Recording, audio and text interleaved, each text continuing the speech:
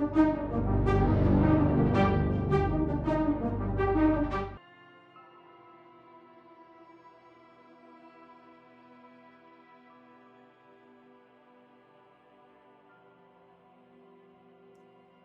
everyone, how are people doing? My microphone is not working. Come on. Okay, is that? Nope, that is not any better.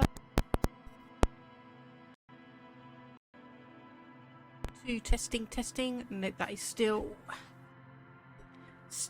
just seems to be coming out in mono sound. Ugh.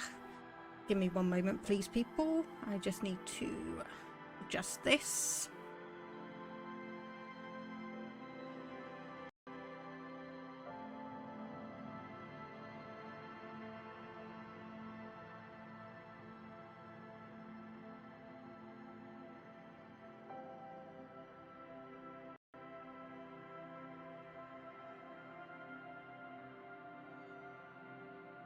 Alright, okay, let me try that. That has worked. Okay, good. We've got the microphone back. So yeah, welcome back to, as we can see, more Disco Elysium. We are on day 3.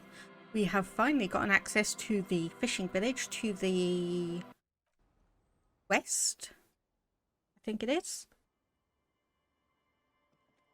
Oh, we can now go into this house. The door has seen better days. The layer of paint has started to peel off due to the salt and wind from the sea.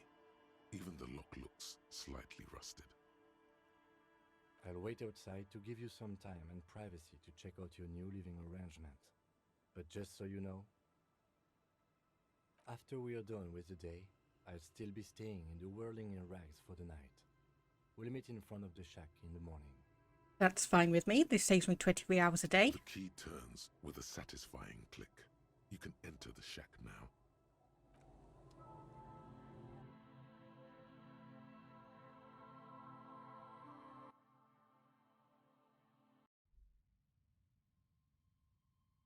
I mean, honestly, this probably actually isn't too bad, comparatively speaking. Intricate heat engine hums quietly, giving out pleasant warmth. A few books. A brisk coastal wind still howls against the window of the shack. Occasionally, the waves crawl in under the foundation, producing a low hum. The room feels muffled, like you pulled your hat over your ears. Outside, it is cold and windy, but you're inside, and it feels safe and warm. Yep, absolutely no problem with that. What is this place to you? So new hangout, forward base, free, good enough, or my new home. Hey there, Tim. How are things going with you? Hope your day's been going well. So, what is this shack to me? My forward base. Overhead, you hear the forlorn shriek of seagulls. Far below the birds, a wooden boardwalk filled with abandoned stands, tables and benches, echoes from a long-lost time. Sing doing hot. Ah, yeah. We're just coming off the tail end of another smaller heatwave in the UK. So thankfully it's starting to get cooler now and I can actually focus doing on things rather than just melting into a puddle. I look more RTX. Yes, indeed. RTX on, indeed. I did a little bit of retexturing of my eyes and hair and gave myself a new outfit just to polish up my avatar a little bit more. But yes, indeed, RTX on. A middle-aged man stands in a rundown shack on the edge of a fishing village, listening to the heater hum on the wall. Yep, that's a fair assessment of the current situation. Outside, the howl of the wind has picked up. The waves crash against the stilts again. It's as if you think the thought, but in someone else's voice. Look under the floorboards. Oh, interesting. Apparently I can't actually do that.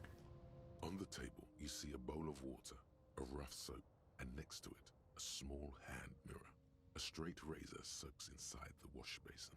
Oh, nice. We can get rid of our mutton chops. Yay! Hashka says, Barbabooey.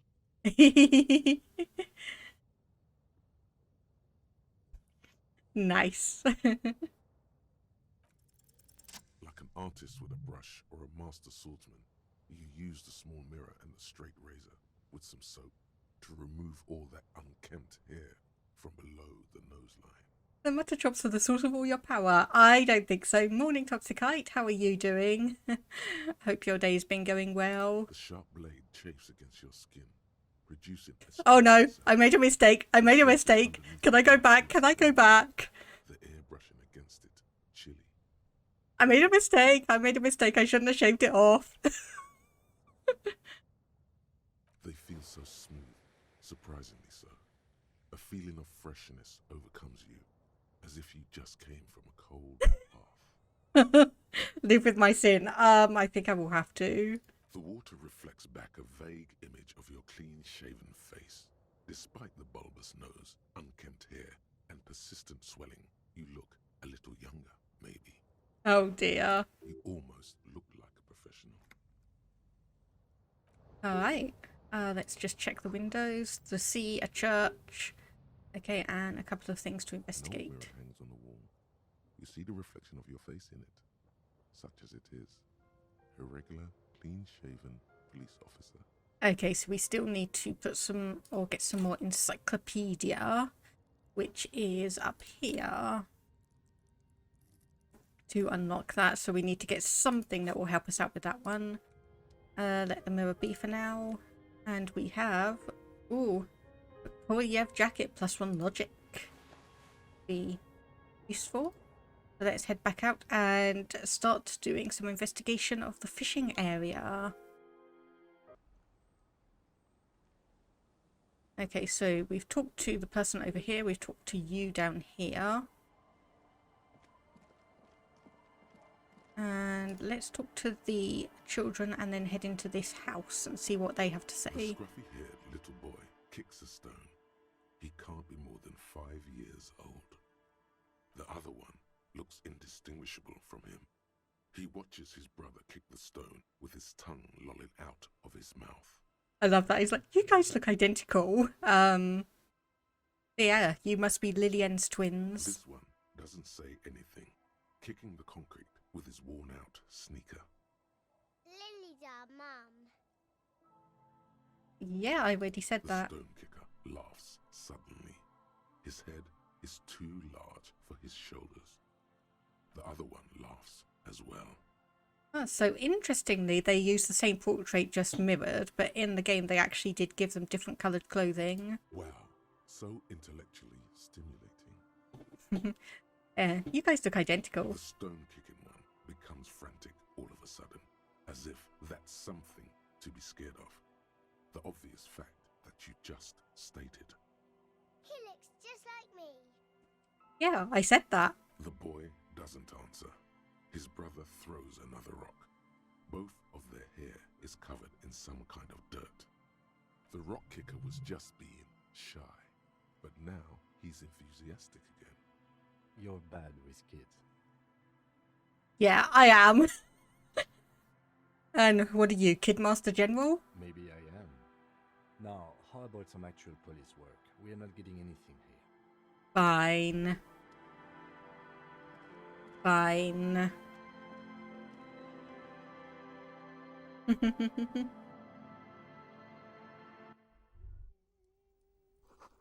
Safe and warm in here. Fireplace running. And a bird of some kind up here. Ruffed grouse taxidermy. I'm not gonna actually go out and steal that from someone. Hello, mister. A young girl, barely 4 or 5 years old, sits on the sofa. She's looking at you with frank curiosity. She clutches a small stuffed animal. Occasionally, she twirls it around. Okay, right. So, are you Lillian's daughter? Yes, I am. Little Lily. You know my mom?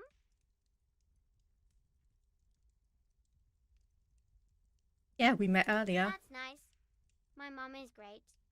She's never angry or anything. So the twins outside are your brothers? Yes. They don't want to play with me. They're older and play outside. They look the same. Sometimes I can't tell them apart. Yeah, they look identical. I said the same thing. They look identical. She slowly processes the word, then stickers with laughter. I like her. I like you, Lily. Okay, so the stuffed bird. Browse. You might be able to get on Gart's good side if you replace the broken scooter you almost certainly broke. I'm not gonna steal it. I don't know. Okay, I'm just gonna ask, can we have it? Sure. Just go and get it. I don't like it anyway. It looks angry. Okay, fair enough. We could just take Right. it. You just need to grab it from the ceiling and go. And what's that thing you're holding? I'm presuming it's some kind of doll. It's Lammy. He's my friend. Sort of. Like, She holds the fuzzy beast up to demonstrate. Lamby is a stuffed lamb that, admittedly, has seen better days. One of the eye buttons is missing, and the fur is tattered in several parts. Oh dear. I'm going to be soft-hearted and want to mend this for her, aren't I? yes. Very soft. Suddenly she pushes a stuffed animal towards your face. Press your cheek against Lambie. Isn't he soft? He is very, very soft.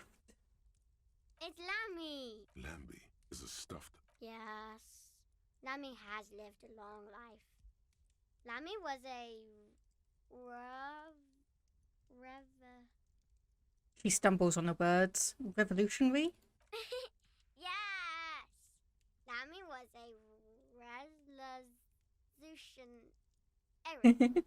Oh jeez, this just reminds me of when I was a little kid and I had trouble saying proficiency. I always said proficiency. I couldn't get the sh sound in the middle of the word for some reason.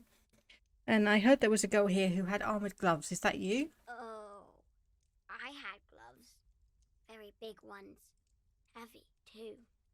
Oh dear, she's traded them off for something and now we're going to have to go and find them. Where did you get these gloves? Found them when Lemmy and I were playing hide and seek. In an empty house. Where no one lives. I think someone hid them there. She doesn't want you to think she stole them. Okay, so where are the gloves I now? hid them. The twins were going to take them. They're stupid. She lifts her stuffed toy up and looks into its one remaining eye, as though searching for confirmation. We are going to need those gloves. It's for important police business. He enunciates the last two words carefully. Oh. She doesn't seem to understand, but the lieutenant's tone has conveyed to her the important part. They're in my sandcastle. Behind our house. Under the sand. You can break the castle. It's not very good. Okay, thank you. Bye! Right, so we need to grab this. And then we need to go out into the beach and find that sandcastle. Shouldn't be too difficult, I imagine.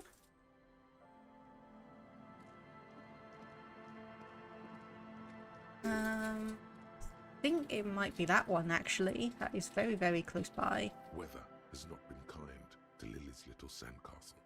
The once mighty towers are quickly eroding away.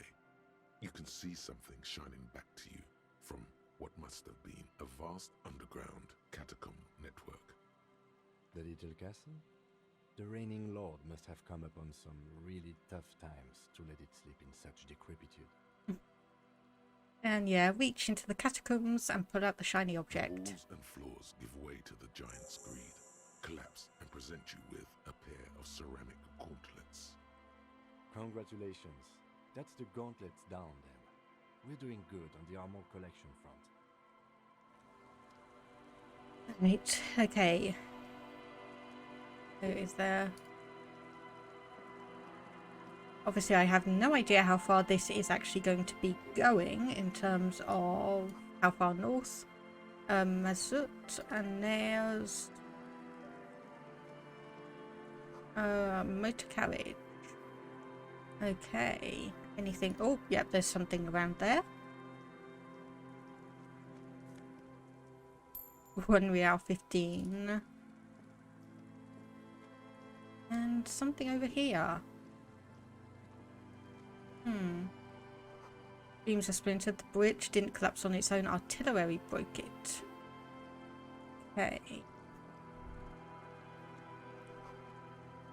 Water runs from the west. The source is upstream. A broken pipe may be.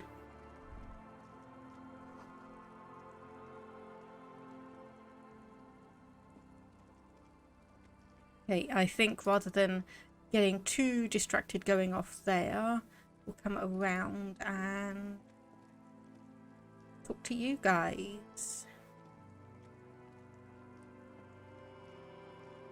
Good to see you, friend. Do I have deals set up for you, buddy boy? He spread his arms as if wanting to embrace you. What are you talking about? So what do you want? I got smokes. They're cheap. Very cheap. I got Pilsner. Great deal. You won't get a better deal on that piss. Spirits I can let go for 300 real. I also have speed. And by speed, I mean amphetamine. Huh. Interesting. Quite the business venture you've set up here. Oh. The system's been good to old Rosemary here, and I'm milking her like a bitch goat in the backyard.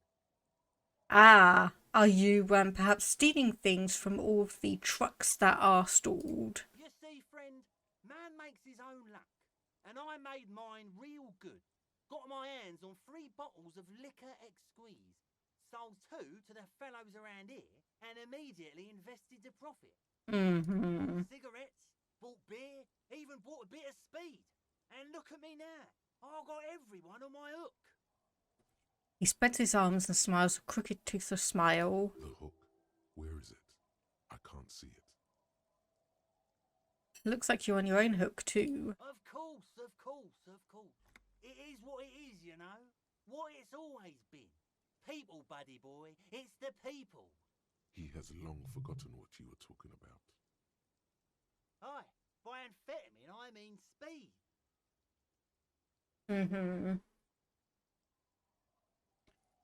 Good, my man. Now what can I offer you? Blue medicinal spirit. That is interesting. So smokes, Pilsner. Yeah, we've already got a fair amount of those, so we probably don't need to worry. So we'll just ask, why does the bottle cost 300 real? See, friend, it's real valuable. Worth every real, if you catch my drift. Got it from a bit of a business venture. You know, it's funny, actually. He bursts out laughing, then takes 3 gulps of his Pilsner and stares at you intently. He's finding it difficult to focus his watery gaze. What's funny? What? What do you mean what? What was funny about earlier? This guy. He says and shakes his index finger at you. Hey, where did you get the bottle from? Oh, this is medicinal spirits. The good stuff. Got it from the doctor's office. I got one of those scientific ampoules a few months ago. Torpedo, they call it. It's supposed to keep a man from taking a drink. He spits a nasty yellow clot on the ground before you. Well, obviously it hasn't worked. Didn't stop me for shit, that's for sure. 5 lemons with half a pack of butter and you're good to go. That sounds dangerous. In a week, the goddamn kidneys started giving me all kinds of help. Finally, the missus took me to a private doctor's office. Not a charity, the real thing. Those arseholes charged me 4 real to remove the damn thing. But I came out on top after all. How? The idiots left me alone. Now, I used to teach high school biology. I know what doctors use to preserve dead thingies. Okay, so he thinks this is a bottle of formaldehyde. Wipe 3 cans of this blue medicinal stuff from the back room. Threw the snakes out and voila. What's left is this beautiful blue stuff. 98.7%, almost pure alcohol. Take a sip of that and you're dead. 2 I already sold to these fine gentlemen here.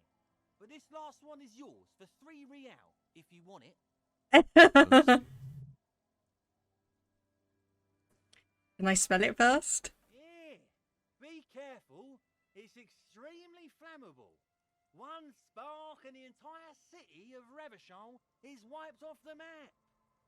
Feels like someone set a mustard field ablaze right inside your nose, then drenched it in tear gas. Your nose is a singular source of pain, but at the same time you don't remember the last time you felt so alive. Okay, that was a legendary check there. In all fairness, that might be attributed to the retrograde amnesia. So, what's the deal, friend? Want the spirits or not? Yep. £3 and it's yours. There The deal of a lifetime. Well done. You got it. That's a much more reasonable price right there.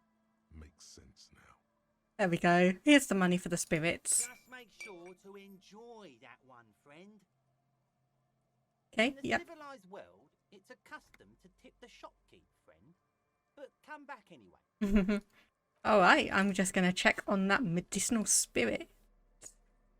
So price 6 real, so it doesn't actually say anything about what it does, but obviously going to keep it on hand anyway.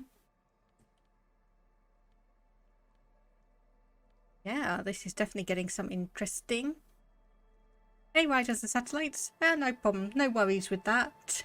I had to make the perfect breakfast to eat and watch the stream with. What perfect breakfast did you make? Hey, tequila! A 30-something man clad in a two-piece liquid tracksuit puts down his pilsner and extends his hand in greeting. Good to see you. How's business?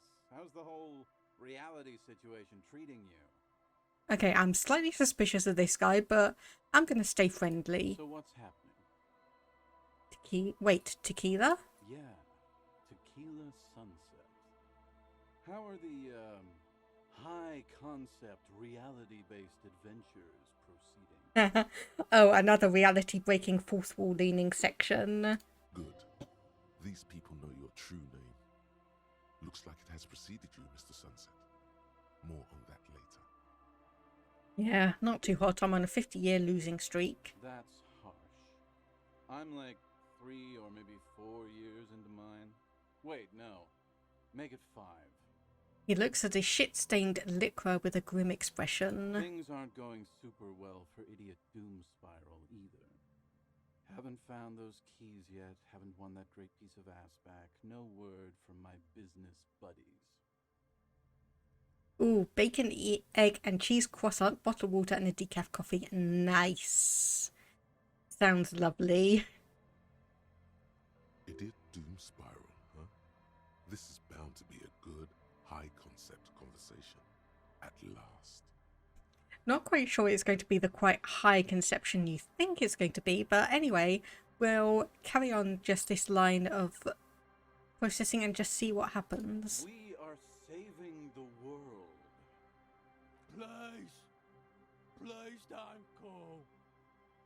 Don't go. Begs the man in the pipe. Okay, we're drinking. We're drinking alcohol. That's what we're doing. I tried to save the world once, a long time ago, with enterprise, creativity, and willpower. But that didn't work out. So now, it's a pirate's life for me. And what is a tequila sunset? You keep saying it. It's you. You're Tequila Sunset. How do you know this? We've met before. Don't you remember? Nope. Aha. Do you want to know how Tequila Sunset came to be? He had to conceptualize that name. True. Tequila Sunset. Something ominous there. I'm wondering if this is what I kind of got drunk on. So, for some reason, the name tequila fills me with foreboding. Maybe I shouldn't learn what it means. You think you feel bad now? Wait till you've heard the story. No. You need the wisdom. Yeah, go ahead. Let me take a sip to moisten up my cords. Tequila Sunset rolled into Martinez last Friday. And by Tequila Sunset, I mean you. The man, the myth. Wait, we met on Friday? Hey, let's not jump ahead of ourselves. This is your story. Stop interrupting. He takes another sip, then continues. You got here on Friday to solve a case, hoping to be the early bird who gets the worm. And by the worm, I mean the buzz. Because as far as I know, all you did was get piss drunk. Word on the street is you went around the local hostel telling people that you're a police officer, and that it would be really fucked up if you shot yourself in the head right in front of them. That's pretty high concept, if you ask me. Track so far. It is. Does that sound like something you'd do? Yeah, probably. The lieutenant's brow is furrowed. He's listening as casually as he can. And what happened then? It was a late Saturday night when we, the Union of Moribund Alcoholics, were getting our drink on. Nothing remarkable about this. We get our drink on 24/7. Makes everything warm and glowy. I trust you know the feeling. One moment we hear the sound of a motor carriage revving up somewhere on the plaza, followed by a series of dings and bangs. Uh-oh, this is where I crashed the car. Do you remember the sound of wood cracking? The billboard? Naturally, loud noises pique the interest of anybody owning a pair of ears. That's just the reality we're in. Naturally. Anyway, there was a brief silence, a gasp of silence, if you will, followed by a real commotion. We heard the carriage careening towards the coast at top speed. Sounded like someone jumped the canal. We grabbed our brewskis and rushed to the jetty. Never underestimate the speed of an alcoholic. What we saw was a sight to behold. A beat-up police carriage containing you. Right there on the beach. You revved the engine and screamed at the top of your lungs. The time hath come! Oh, Lord, we were a complete mess, weren't we? We were a complete mess. So, naturally, being the curious cat I am, I asked what time hath come. To which you replied, "The time hath come for tequila sunset, the end of all things." Okay, what happened next? Your reality contracted. You jammed the pedal, plowed right off the jetty, and through the ice. Oh boy. We ran towards the ice, whilst you crawled your way out, miraculously unhurt, covered in seaweed and shit, like some kind of sea monster. When we finally got there, you were sitting on the beach crying. You said that your badge and uniform were in the car. It was too late to get in there, though. The carriage had sunk too deep. Recognizing a brother in need, we offered our condolences and invited you to party with us, which you naturally agreed to. What else was there to do? Thank you, brothers, for your helping hand. The gloaming adding infested his heart. Yeah, I have. Yeah, I'm just. We were a complete drunken mess of a man. We asked about the whole tequila sunset thing, and you told us it was your name now, and insisted that we all call you that from then on. Wait, is it a name or an event? I'm not sure. I think you were the event. Tequila sunset.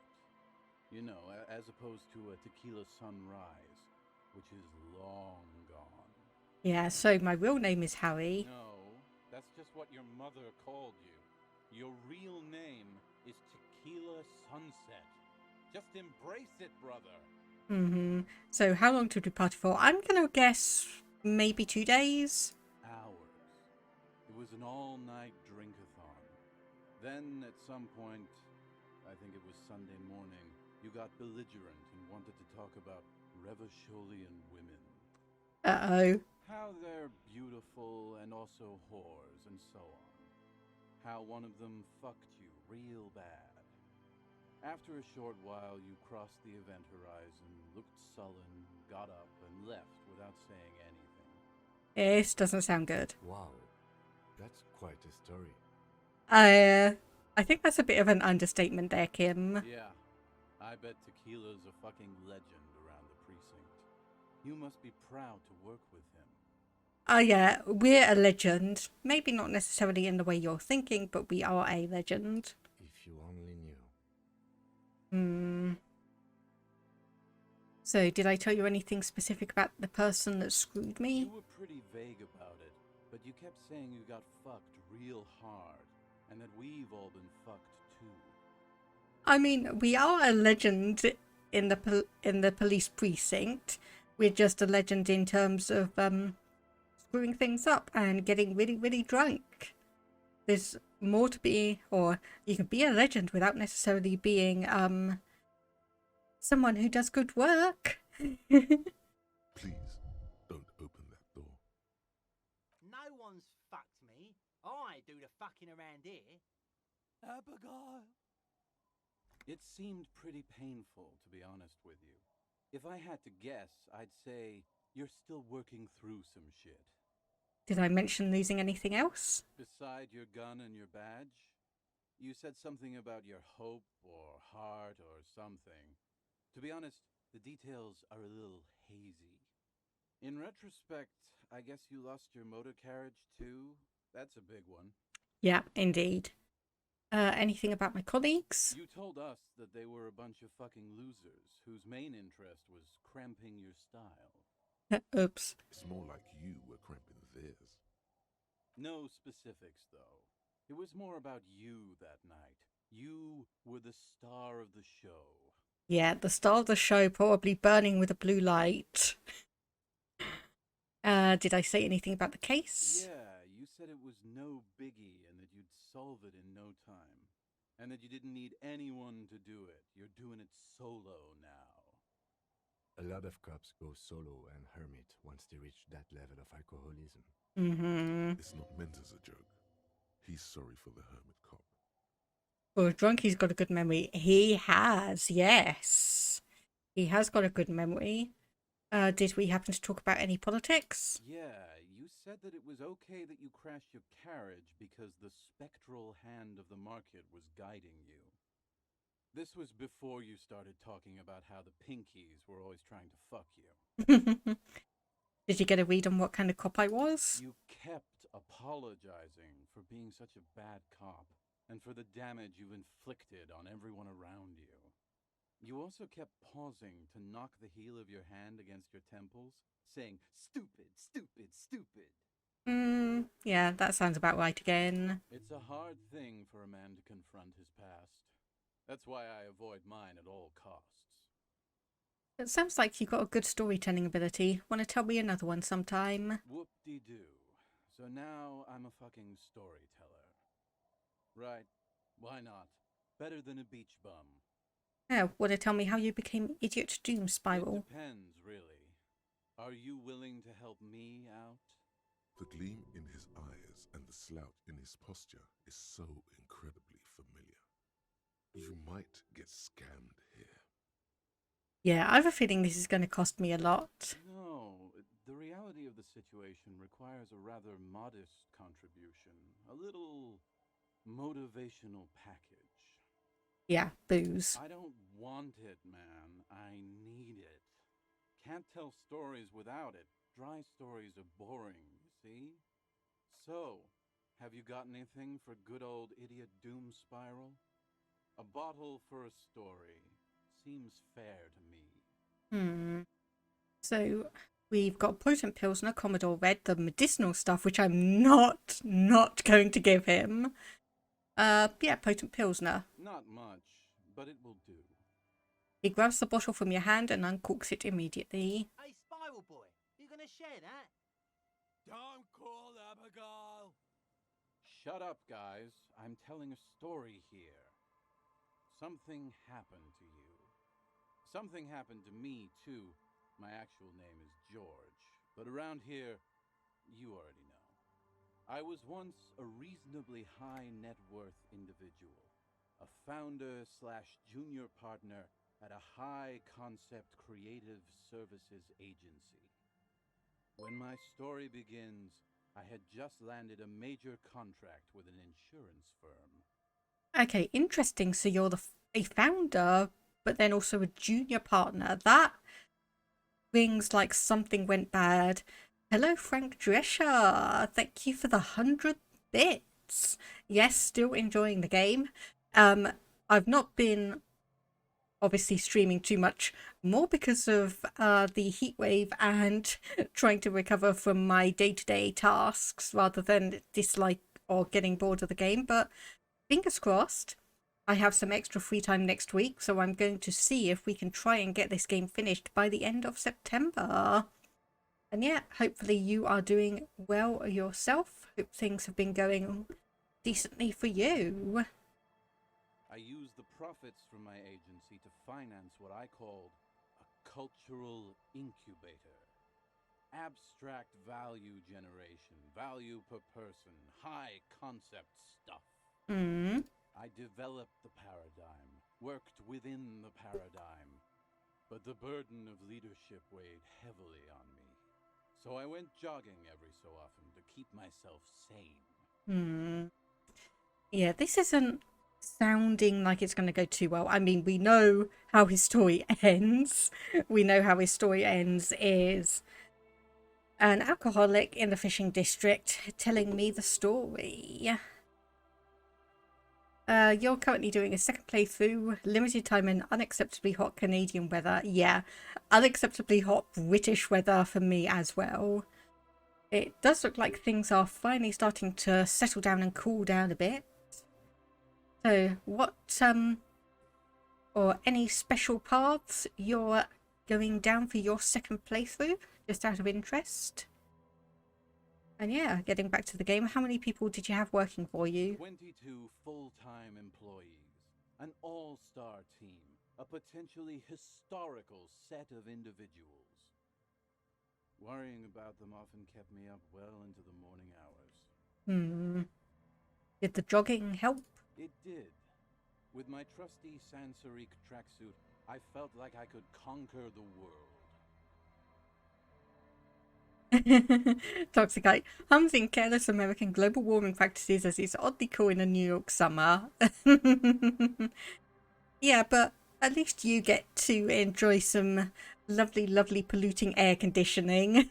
Whereas I don't know about Frank Drescher, but I definitely have to suffer without it.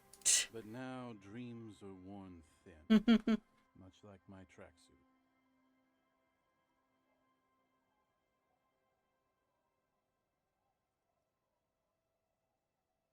Yeah, or I'm definitely going to be thinking about trying to see if I can thermo-regulate a new office when I move. I'm sure in a few years Manhattan will be flooded and we'll have all the water we wanted to cool off. Yeah, that's kind of like where I used to live in London. There's like small little river, global warming, raising water levels. Hopefully we're not going to be affected too much. And Frank Drescher, meant to do a sloppy drunk playthrough, couldn't make those choices, so you're making some adjustments to your politics this time around. Which one are you going for? And which one are you going for? Because we've only picked up one more point in communist since last time. So I've been trying to do that, though we have got some more points towards Superstar Cop. We have got some Superstar Cop points. And yeah, so what happened to your dreams? One day I left on my evening run. As you may know, it's impossible to clear your head when you're distracted by the sound of keys jangling in your pockets. He shakes the bottle and makes a ringing sound. His eyes are clouded, his dilated blood vessels encircling his irises like stinging brambles. So Frank Drescher mostly means an even more extreme communist with more art cop and doomer cop. Oh, that definitely sounds fun. That definitely sounds fun. And Toxicite, what's the next game I'm planning on playing? Well, the next game, as in the one that is going to immediately follow this one, I'm potentially going to just do a few like roguelikes just to have a bit of a, not necessarily a clearer time, but have a bit of a rest and a break between some pretty story heavy and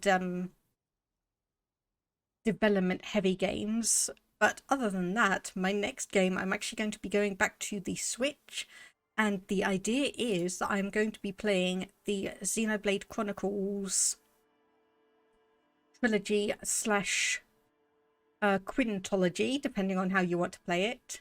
So it's going to be Xenoblade Chronicles Definitive Edition, then dragging my Wii U out of storage, playing Xenoblade Chronicles X, then Xenoblade Chronicles 2, interspersed with the DLC Torna, the Golden Country, and then finally Xenoblade Chronicles 3, which released about a month ago.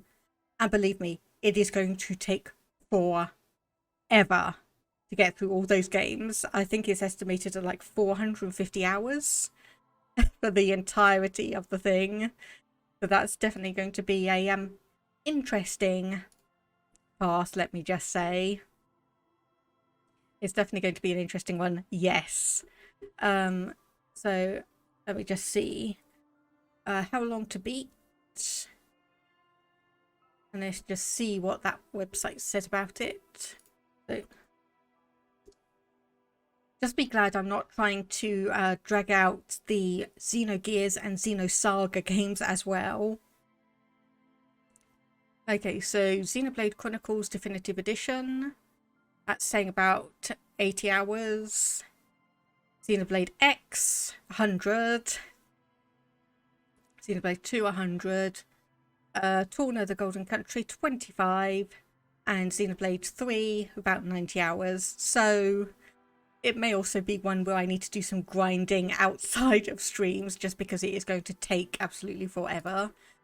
I've been playing and testing out the combat systems for those, because they are fairly complex, especially Xenoblade Chronicles 2. So while it's going to be tagged with a first playthrough, I'm also going to have to tag it with a, yes, this is like the first playthrough in terms of knowing the story and everything, but I do know the mechanics of the game and combat. Yeah, though that has reminded me I would need to, I was going to do a meme post on Twitter about Xenoblade Chronicles 2 and just memeing, trying to explain the combat. Riders of the Satellites, you think on your first playthrough of Disco Elysium you had capitalist, apocalyptic, pyrolidon addict art cop. Again, yes, fascinating combination. Fascinating combination. A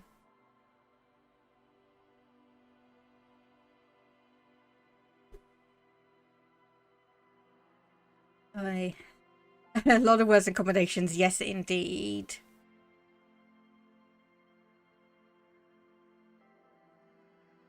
Indeed, there are loads and loads of words.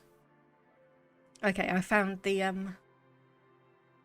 found the right picture. So anyway, Toxicite, surprised you've not wanted to stream Fire Emblem Three Houses. Seems like my sort of vibe.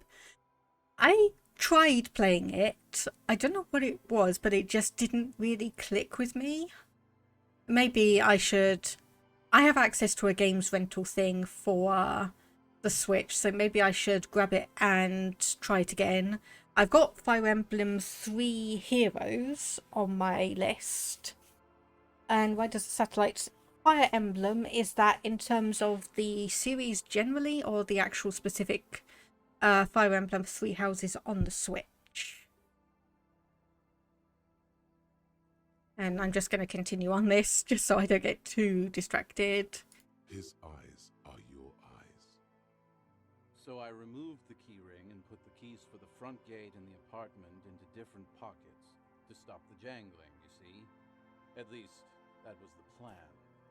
Three Houses, the way it was done, at least for me, it was a quite fascinating idea, because you have the strategy stuff, which the Fire Emblem series is most well known for, interspersed with the learning and teaching and building up the skills of your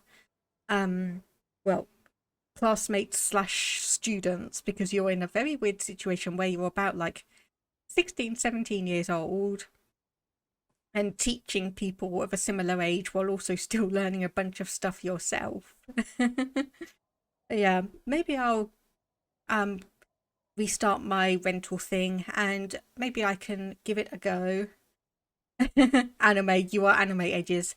Yes, anime where if you're 25 years old, you're completely over the hill and you're willing to give up your sword to a bright, energetic 13-year-old with ridiculously spiky hair. You are your alpha, he must be your omega, indeed. Frank, yes, we have got our badge. We found our car. We've not been to the church yet. We are in the fishing village, but I do know, obviously, we have obviously the map, so we are in the fisherman shacks, and obviously we have the option to go up to the church, so we are going to be exploring this area. If we don't complete it in this stream, we are going to be completing it soon-ish. And yes, I've got the new shack. I indeed have the shack. I was halfway done with my usual lap when it started to rain. The reality situation became very wet very quickly. Yeah, I've heard some things, like kind of vague rumors about the church, and I do know it's going to be very interesting. And yes, the shack is rent-free. I did say that. It's going to save us 20 real a night. It's going to save us a lovely 20 real a night. So how wet are we talking exactly? Wet, okay? It was raining really hard. I made my way back home and discovered that I didn't have the key to the front gate. I'd mixed it up with the key to the letterbox, which was useless. Naturally, the situation required me to climb over the gate, which I did. There was no climbing down because I slipped and landed on my ass. Ow. Ouch, indeed. Reality was looking rather grim just then. Me lying on my ass in a mud pit in the middle of a heavy shower. But when life knocked me down, I always got up. So I made my way across the yard. Standing in front of my apartment door, fumbling with my pockets, I realized that I'd also forgotten my apartment key. Oh dear. I wish I were, Tequila. I wish I were. Instead of my apartment key, I'd taken the key to the office. So couldn't you just, like, retrace your steps and find it all again? I rang my neighbor's buzzers. It was late, and most of them didn't even answer. Those who did assumed I was trying to sell them something and hung up before I could even explain the situation. People are naturally wary of ad men, you see. One moment someone chats you up, 5 minutes later you've bought a box of edible lingerie and a strap-on. I don't begrudge them, especially since I was known to be one of the best. I'm sorry. I'm sorry. I'm sorry. It's just the mental image of talking to a salesperson and then you blink and suddenly you're holding edible lingerie and a strap.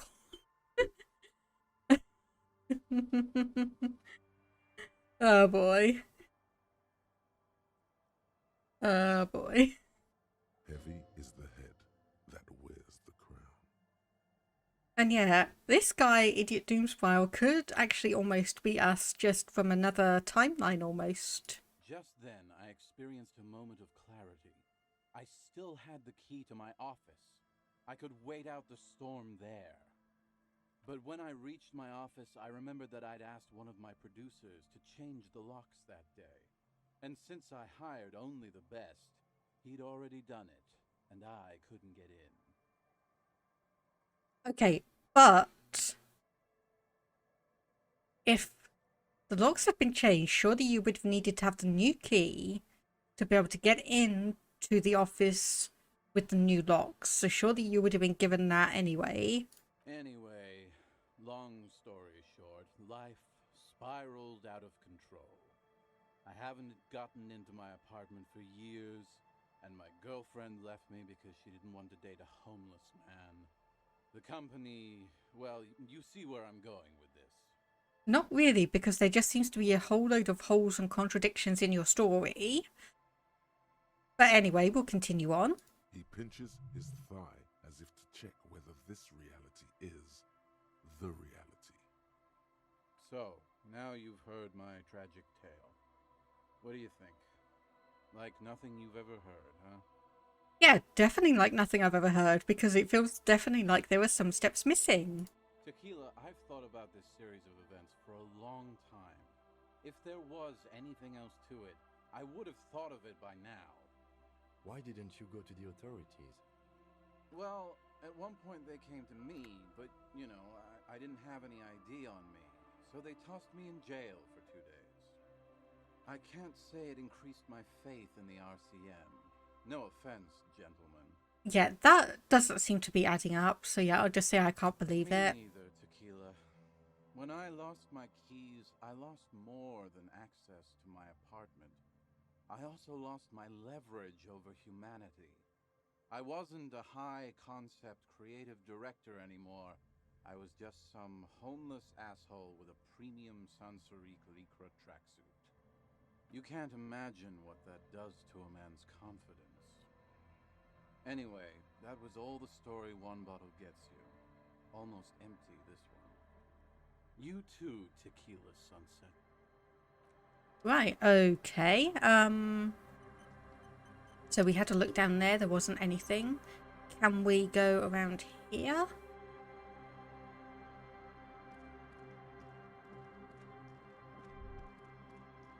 A drop in temperature, an easy flow there. An empty street.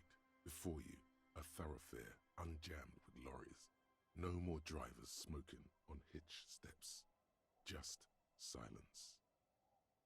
Chemically sweetened. Across the road, a forgotten bus stop. Corrosion has opened a hole in its roof. An elm tree watches over the building. Its branches are dripping with rain and snow. The road is smooth and motley. Craters filled with a black asphalt. The asphalt, first laid, is grey already. A row of tenements are under construction in the distance. Hey, who are the people who live across the A road? tub warm with water, white with soap. A man bathes while radio waves transmit the lottery numbers. 4, 18, 21, 4, 1. A modern washing machine rattles a drawer full of silverware. And what about the bus stop? Number 312D. Young girls used to come here, huddled up, hoping for more warmth than their thin coats give them. The bus took them to school. It has not run for 8 years. There were not enough girls to sustain its cost. And the road? Craters pocked the surface. Children played in them until heavy trucks full of black pitch rolled in. The landowners have filled the craters with money. It is a vital artery of the flow of trade. There's one bump on the road. A dead dog lies flat about 200 paces away, right at the turn. Tragedy comes from the wheels of a fast RCM vehicle, hurrying to work. The cold washes over you. The sound of the sea has grown distant. The wind moves the aerosol. A detective stands behind the boom barrier. A breeze moves a curl of his hair. Right. Okay, so we definitely need to go down. Yeah. So we do need to go down through the beach area where I was heading earlier. And obviously we need to come back here and hunker down in the bunker. Not the bunker, the shack that we've got. Yep, no problem, Toxicite. Hopefully see you in a little bit. Enjoy your run.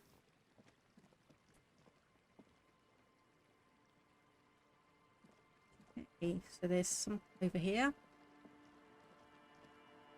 Oh, okay, and I see a shadow of someone. I can't quite zoom out enough to see them just yet. And okay, I'm going to pause a bit because I have no idea what we're getting into here. Right, I'm going to quickly just have a check around. So this was as far as we got because we did find the vehicle wheels. Oh, okay, we're at the church. Right, we're at the church. Dead phone, smashed receiver like someone hung up too hard. Kick drum pulse. Music is coming from somewhere on the ice. The shadow of a very large building. St. Brune 1147. Yep, no problem. Rise of the satellites. Dusty pews in shadows. Many seem to be missing. This is I wouldn't necessarily say creeping me out a little bit. An altar or something like that is too dark to tell. A tiny bit of money. Okay, I'm gonna go back to...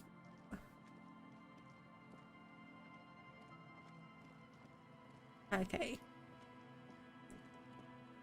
I'm gonna head up here quickly. A smashed plastic dome and a working phone, maybe. Payphone under a yellow plastic dome.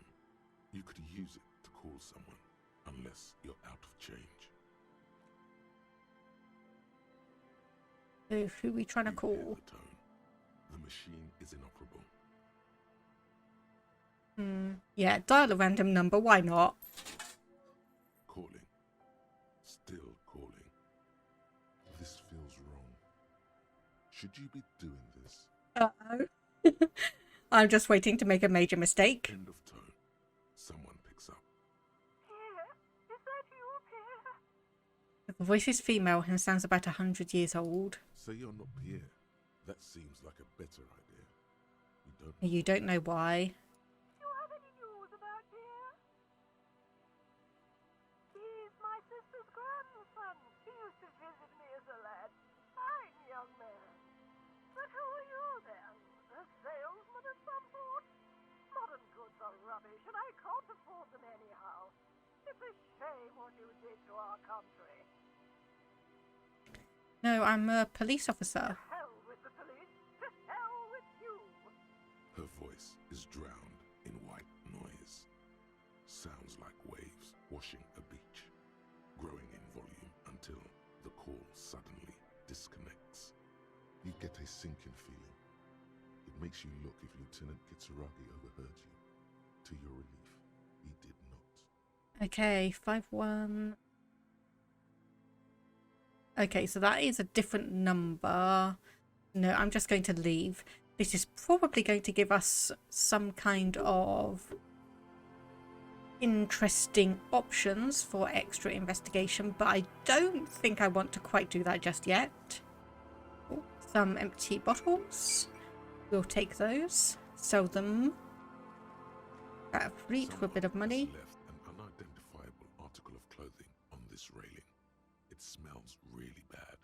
Let me guess, this is going to be some of our uniform. It's streaked with dried seagull shit and tangled with pieces of seaweed. A dangling arm suggests that there might be a jacket beneath the crust of filth. It seems likely that it was left in the surf until someone laid it out on this fence to dry out. Unfortunately, that just seems to have stiffened it into a shapeless mass. Yeah, welcome back, Riders of Satellites. Please tell me you're not taking that with you. Why not? It's a guano-encrusted jacket, and you're already carrying around enough as it is. That's not a good reason. Well, to me anyway. What's in here? More money. More money.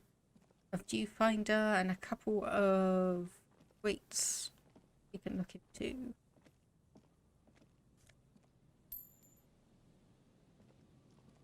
Yeah, this is definitely going to be an interesting area to investigate. A big wine canister. Okay, so nothing particularly interesting about that one. Makeshift roof. Top will keep out neither rain, snow, nor wind. Okay, another postcard. Getting quite a collection. Coin-operated weighing machine. Another tarp to vaguely try and keep the elements out. Painted it red. And, ooh, Mega Beano's prescription lenses. +2 encyclopedia, but -1 perception. Probably because we look so ridiculous that we're not actually going to be able to understand things. Okay, let's go over here.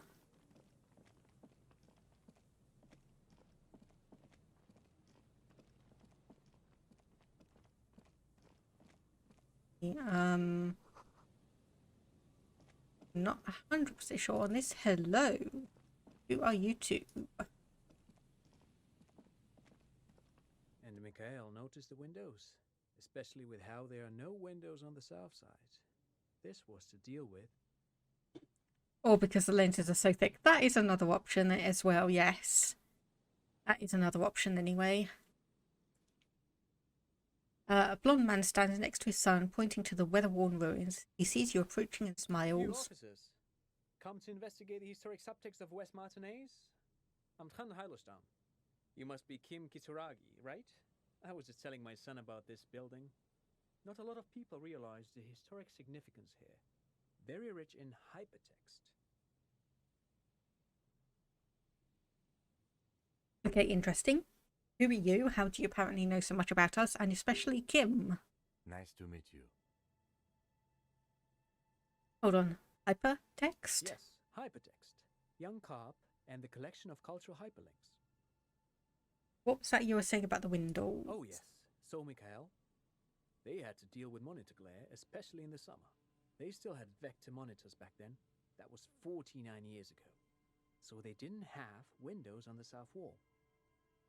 Makes sense. Presuming monitors, we're talking about some kind of computer systems. Still had vector monitors, maybe. Makes sense. And yeah, you and Kim know each other. No, I can't say that we've met before, but I've heard of Kim, of course. Mikhail, say hi to the officers. He rests his hand on the boy's shoulder. The child stays hidden behind the hem of his father's coat, clutching to his worm-themed colouring book. Mikhail's a little tired today. We spent all night trying to run Orbis on his radio computer. Have you heard of it? It's a programming language used in Grad. Quite tricky, but he wanted to play this Grad-made adventure program. We've been getting really into Worms lately. The man speaks in the artificial cadence of a professor, or someone who's been on too many radio shows. But I assume you're not here for giant worms when there are so many real things to see. Just as I was telling Mikhail before, this is where the Coalition landed in 08. We could be standing on what is the most interesting landmark in Revachol West. Yep, okay, no problem. Thank you for popping in, and I hope you have a good rest of your day. Enjoy yourself. This man is your half-brother. You feel it. But why? Okay, half-brother, that is a random revelation. Yeah, so what's so fascinating about an empty old building? Aha! But it's not just any empty old building. He raises his hand to shield himself from the freezing snow. All four of you turn to admire the mural before you. What not a lot of people know is this used to be the R&D department of Felt Electrical. And Felt, which now sells ink cartridges mostly, was once a top dog in the turn-of-the-century cybernetics boom. Hold on. What's R&D? Research and development. Well, okay, I know that, but obviously we don't. It looks old and weathered, with seagulls picking apart its stone and metal carcass. Bushy undergrowth has taken hold of the collapsed rooftop. Some kind of bird has set up a nest on a broken windowsill. Apologies, it's an acronym for research and development. They don't use it anymore. He smiles brightly, laugh lines around his eyes. You're probably more familiar with RTD, Research and Technological Development. Maya Kalpa, you are not familiar with that one either. This man is a bookhead. I don't think I've ever heard of this failed That's electrical. not surprising. Only a vestigial ink cartridge and ferrotape manufacturer remains. They started out as a midway electronics outfit in Königstein 2 centuries ago. After an aggressive move to Revachol, Feld became a global player in the emerging personal electronics market of the pre-revolutionary era. Okay, interesting. So 200 years ago, started out as an electronics outfit. So they knew of electrical and electronics 200 years ago, but we are still talking about, in terms of weaponry and armor, we're still kind of in a late Renaissance, almost. Still, Tricentennial was beating them in business machines. But Feld had an ace up their sleeve. Or should I say, they were developing an ace up their sleeve? I'm mixing my metaphors here. Oh, what was that It ace? was here in Martinez, possibly in this very building, that they developed prototypes for a tape computer. An elegant folding mechanism of rollers and Faraday ribbons, portable enough to be a take-it-home solution. Revolutionizing business machines, possibly even bringing them to the average consumer. Fascinating. Which is a feat of engineering even today's giants, Rehm, ICN and ZAM, haven't achieved yet. He assumes something like a combat stance, facing the wind. But what happened? Because obviously we don't have those. Indeed. What? The revolution!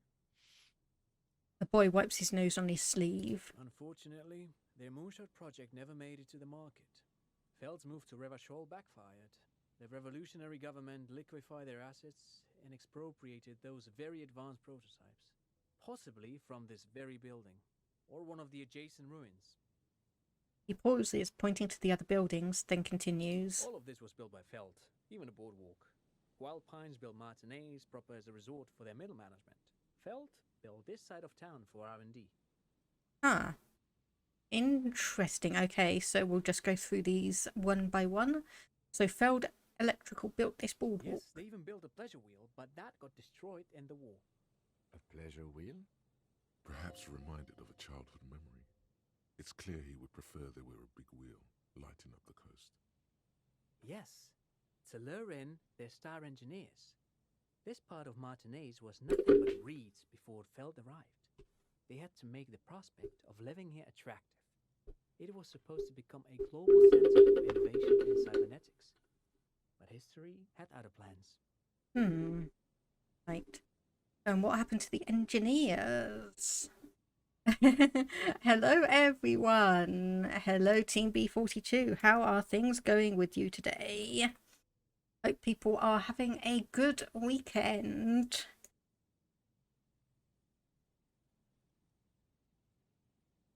Okay, that doesn't work.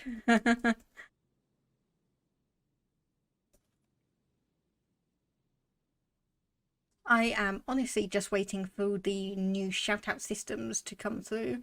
And who do we also have? Super One Boo.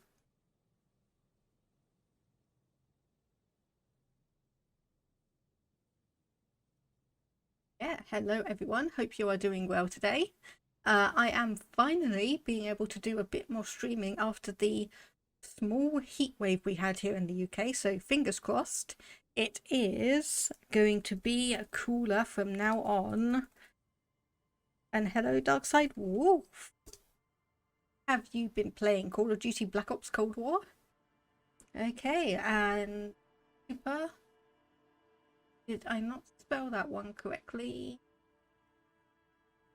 Oh, sorry. Soupy. Don't know why that didn't quite work out. Final Fantasy, as per usual. Hope people have been having an enjoyable stream on that one. Waiting for Modern Warfare 2 coming a bit later this year. Hopefully that's going to be nice and fun for you. Hopefully that's all going to be nice and fun. Yeah. Anyone got any good games that they're waiting on? Be released for the end of the year? For me, I got news that Terraria 1.4.4 is going to be released at the end of next month, so I'm going to be investigating that. Other than that, yeah, pretty much. I think that's the main one that I know about that's having a definitive release date. And hopefully they'll not screw it up, as the release is a 2-year cycle on that one. Oh, yes. I can imagine a few people might get a little bit annoyed if the game is mediocre and you have to play it for 2 years until the next version. That would not be fun. Yeah. Oh, Paradox City Skylines. There's a new small DLC, Parks and Plazas, that's going to be coming out. Stellaris is going to have some new content soon, as per usual, and Crusader Kings 3 probably in development for a new pack on that one, but those are all pretty much at the moment just vague in the air, no real former release dates. Oh yeah, I'm honestly just finishing up Disco Elysium, maybe going to be doing a few roguelikes just to as a palette cleanser, and then I'm going to be working on a Xenoblade Chronicles playthrough, which is honestly going to take me forever, because estimates are it's going to take me like 450 to 500 hours to complete the whole thing.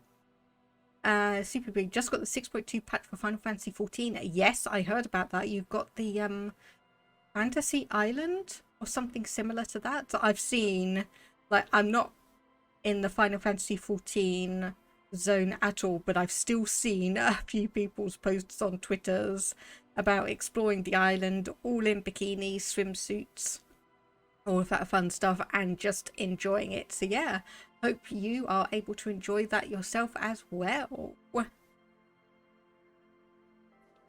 Okay, so let's just continue on. So we had some engineers obviously around here, but what happened to them? I get the feeling that maybe people in the fishing village might be some of the relatives and descendants of those people. Let's just see. Oh, I'm afraid it didn't end well for the boys. But this story is a bit too dark for little Mikhail here. Now, if you were to ask about tape computers... Right, point made. We may need to ask him about the what happened to the engineers once his son is no longer around. So what did the revolutionaries do with the tape computers? They used them for military communications, but also to write and send out press releases. The most notorious example being Le Decret de Mars. Le Decret de Mars? Is that something obviously to do with war, because Mars is the Roman god of war? What's the Mars Decree? I mean the radio transmission sent out to news agencies and world governments by the newly created commune of Revachol on the 7th of March in the year 02. Okay, so completely off base on that one. It's a beautiful piece of text, actually. A singer-songwriter I know, Charette, called it a love poem to Revachol on her political concept album, Bon Baiser dans ce Lind. You should read it. Every local library in Revachol stocks a copy of the decree. I tried to get Mikhail to memorize it. Tried to. Someone was much too interested in worms to be paying any attention. The kid takes a peek at the green and silver worm on the cover of the book, already forgetting about this part of the discussion. Yeah, and how did these tape computers work? Anything like radio computers? Actually, no one knows. No one even knows what a computer made entirely of tape would look like. But word has it, they were very elegant, exquisite, alien-looking turn-of-the-century hardware. He raises his finger, remembering something. 10 years ago, I did a little freelancing, I guess you could say. I was a special consultant for an exhibition at the Wompty Dumpty Dum Center in Vredefort, Oranje. It raised the same questions, and we had lengthy discussions with Paul Ockerman, who was head curator at the time. This was before the twins Keith and Guy Jews joined the team. Trying to... Wait, did he just say Wompty Dumpty Dum Center? He did indeed. He did it. He said Wompty Dumpty Dum Center, like it's the most natural thing in the world. What the hell is a Wompty Dumpty Dum Center? And who the hell are Keith and Guy Juiced? Yeah, so what are you talking about? The Wompty Dumpty Dum Center for Contemporary Art. The exhibition itself drew on Lagerman's notion of memory, and so there were some parallels. That's why the head curator, Paul Ockerman, chose to... Yeah, he's making this up. He's got to be making this up, right, Kim? In fact, I'm not. The Wompty Dumpty Dum Center is a place you can visit if you're ever in Vredefort and are ever in the market for an exhibition space / contemporary art research center. But perhaps I should return to the tape computers. As I was saying, the device itself was very elegant, fragile even. One could write directly on the tape using a special chemical solution. The machine would then analyze the handwriting, perform operations, and project output onto a white screen. It was a beautiful, delicate thing. Made of black film and folding tape structures. Very, very cool. Though I understand the socio-economic causes of the revolution, it pains me to imagine the revolutionaries setting fire to this precious device. But so they did. The felt playback experiment vanished into the fires of 07. And what was the failed playback experiment? Yes, the official name of the prototype. Some sources report it as the Felt Playback Experience, but those are incorrect. Yeah, why did the revolutionaries destroy it? Who knows? Maybe it was an accident, or maybe they didn't want the technology to end up in the wrong hands. Either way, they're all gone now. All 3 versions of the prototype. Nothing but debris and ashes remain inside that building. He takes a step back. The boardwalk creaks mournfully in the wind. But of course, what else? Okay, yeah, I'm going to ask. Okay, Sure, what's on your mind? okay, nothing But new of there. course, what else? You look like someone that has I money. do have some money, yes, but that's not what's really important here. I don't want it. I just wanted to see whether my profiling skills were working. Of course, Detective, I wouldn't have assumed anything else. Matter of fact, He looks up again, a playful hint shining in his I eyes. don't know if you're familiar with this, but the Vespertine Department of Justice has published a rather interesting paper on the criminal profiling in former socialist states. Have you read it? If not, then you definitely should. If not for tips and tricks, then just for theoretical curiosity. Anyway, that's just a little something that sprang to mind. You were saying? Forget it. They don't sell those kind of books at crime, romance, and biographies of famous people. Indeed not. So, yeah, thank you for all the interesting information. Thanks to you for having me and little Michaela here to pick your brain. A very interesting conversation indeed. You see a once bright mural towering above you. The signage has peeled off over the years, but you can still make out Feld Electrical R&D. A slogan used to intertwine with the loops a long time ago. Now only a shadow of peeled letters remains. It says, "Tomorrow is just a whisper away." Looks like tomorrow never came. The lieutenant raises the collar of his bomber jacket. Okay, I think that's all we're actually going to get out of that one. More money. Power box. Oh, some grates down here.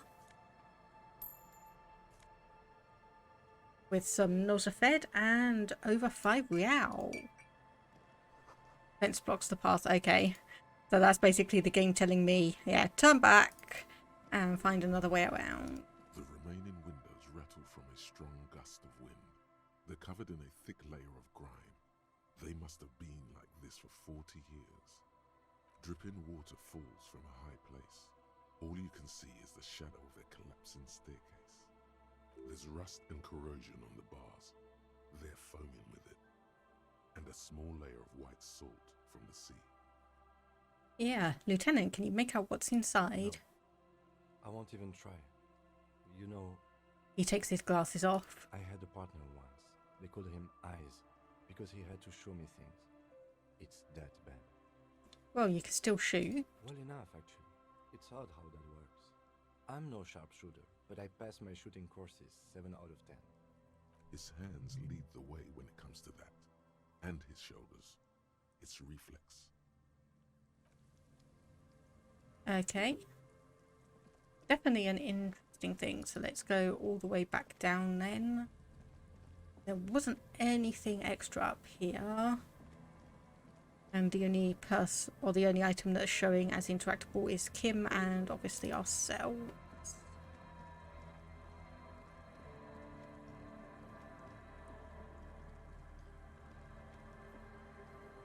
And yeah, let's go up this way. Oh, we could have actually just gone... Right, okay, we could have just gone straight up that way then.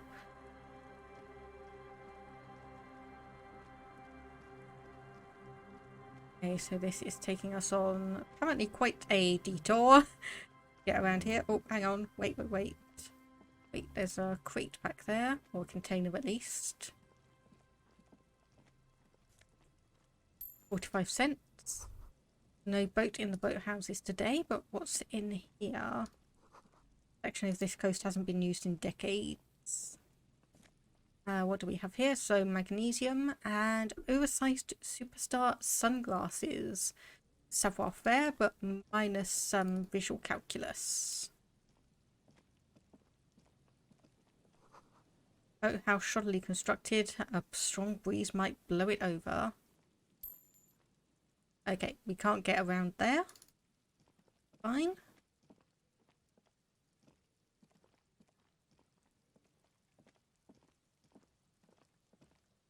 Nothing of particular here. Shaded bench.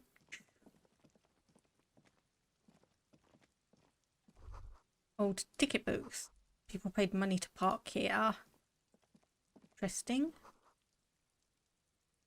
Sign for...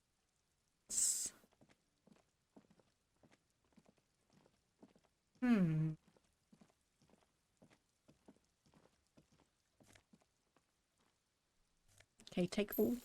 And investigate this because it's in yellow, which indicates that we should be able to interact with it in some way.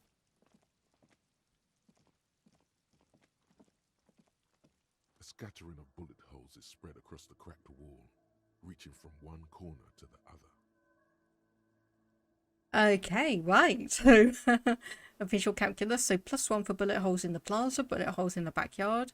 We know about the revolution and we know about failed electrical. So, let's just talk to Kim about that first. Correct. The density of the bullet holes is unusual. Even in a general average bullet hole frequency in Martinez sense. Grim affairs. Okay. I am honestly just waiting for this to have been a oh, what's it called? Words are failing me at the moment.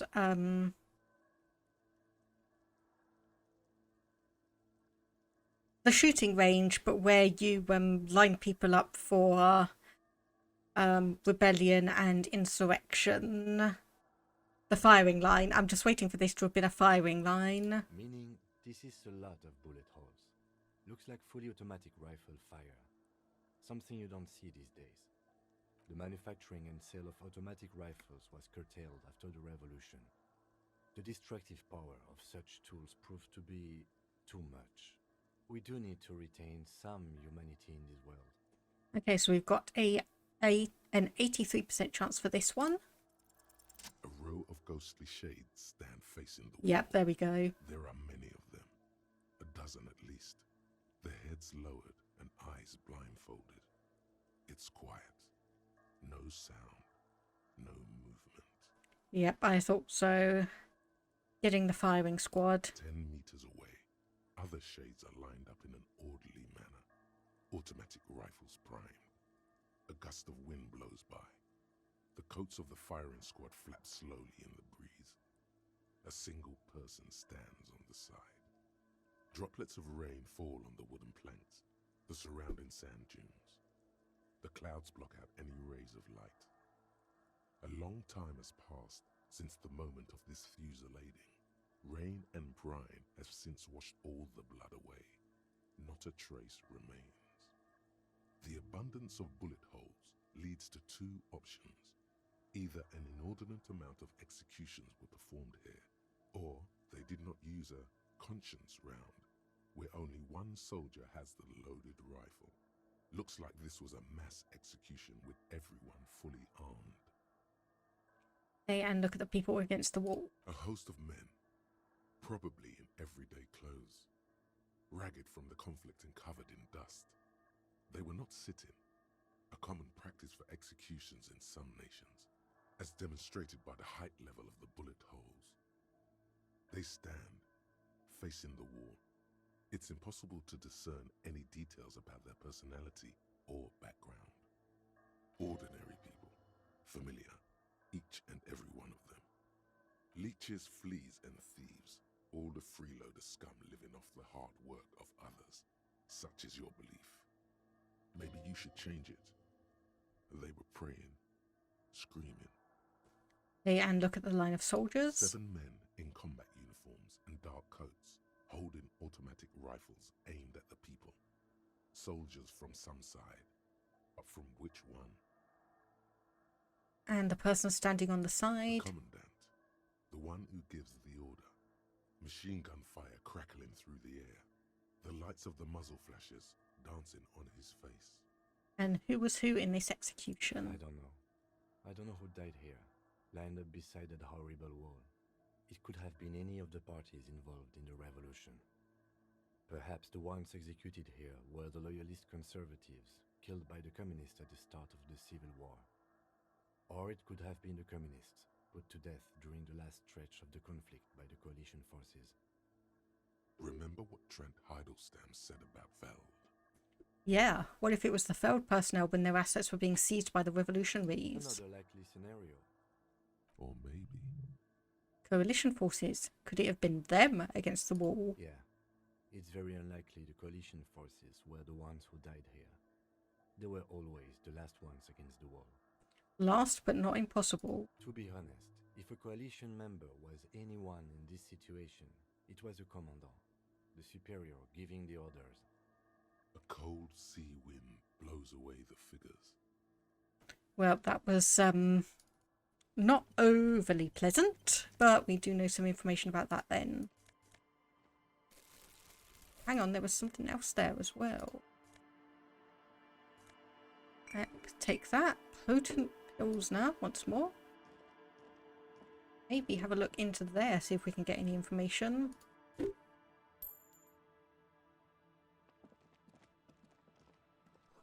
Door is not only barred shut, it's inaccessible. Okay, so never mind on that one then. And what do we have here? Bound Pipo, +2 logic, -1 perception. Anything else? Doesn't look like it, so let's just go back to where we were.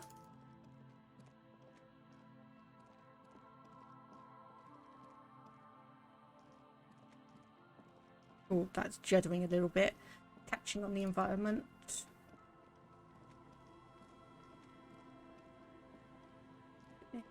Around here, well, there's a couple of people, so let's investigate and say hello. Tiny cages.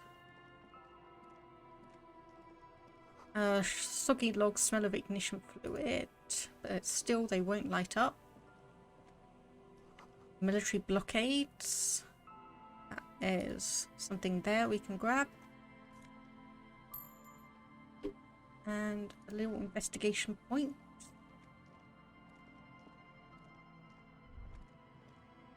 That patch of reeds over there, it's a great place to hide something. Kind of out of the way, being so close to the water. Wait, I can't see anything interesting. You don't have a reason to. Yet. What's this about? Nothing. Just a hunch. The hunch passes, leaving you there, by the old boy bobbing in the water. Time to go.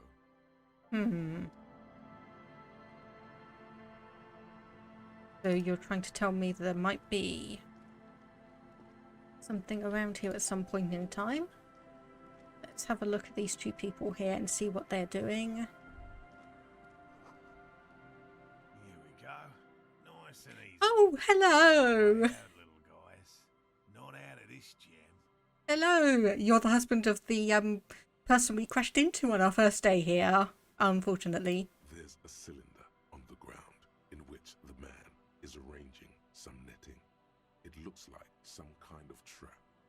He notices you. Who's there? Oh, the police. Hello, officers. His self-conscious enthusiasm renders his movements ungainly. He looks like your understanding of a scientist. Is that the police? Why are the police here? Don't worry, Gary. I'll handle it. And he's got a nice Aussie accent as well. Maybe the water lock is fixed. It is. We were supposed to go back to Martinez a couple of days ago. That damn water lock is broken. He gives a dismissive wave. Yeah, it's been fixed. It was fine when I crossed it. Oh, good. We should really be getting back. Gary could use a hot shower and a warm bed. Did he say we can go back now? Yes, Gary. We can go soon. Are you doing some kind of science here? A science person. The so-called science community hasn't accepted me as one of their own quite yet. Doesn't sound like he particularly wants to be lumped in with them either. His is a scientific community of one. I'm Morel, a cryptozoologist. I'm out here looking for a rare insect called the Insulindian phasmid. I'd shake your hand, but He displays his gloved hands, which are glistening with silt and sewage. Tell me about this phasmid you're looking for. Well, first of all, it's damn difficult to find, which is why we've been knee-deep in the reeds laying traps for it. What makes it so difficult to find? Good question. Being a phasmid of the order Phantasmodea, a ghost insect. It disguises itself as plant matter. In this case, the reeds. Awful lot of reeds around, aren't there? And I suspect it may have also developed other specialised techniques to protect itself from predators or scientists in our present case. What sort of techniques? It's my hypothesis that it has evolved certain electrochemical defences that allow it to interfere with animal perception, impeding pattern recognition, confusing the visual cortex. I cannot describe how these defences work, much less how they evolved, without studying a live specimen. Makes sense. Yes, it makes perfect sense. You're beginning to suspect there's something paranatural about this phasmid. And yeah, how big is it? I'm expecting it to be quite giant. One known species of phasmid, called the Megaphasmodea zoensis, is about the size of a grown man's forearm. So, He leaves the conclusion up to you. Interesting. And why are you so interested in this? Aren't there more sensational animals out there? typical rookie assumption. Insects are much more sophisticated creatures than those unversed in zoology give them credit for. Technically, wouldn't it be entomology?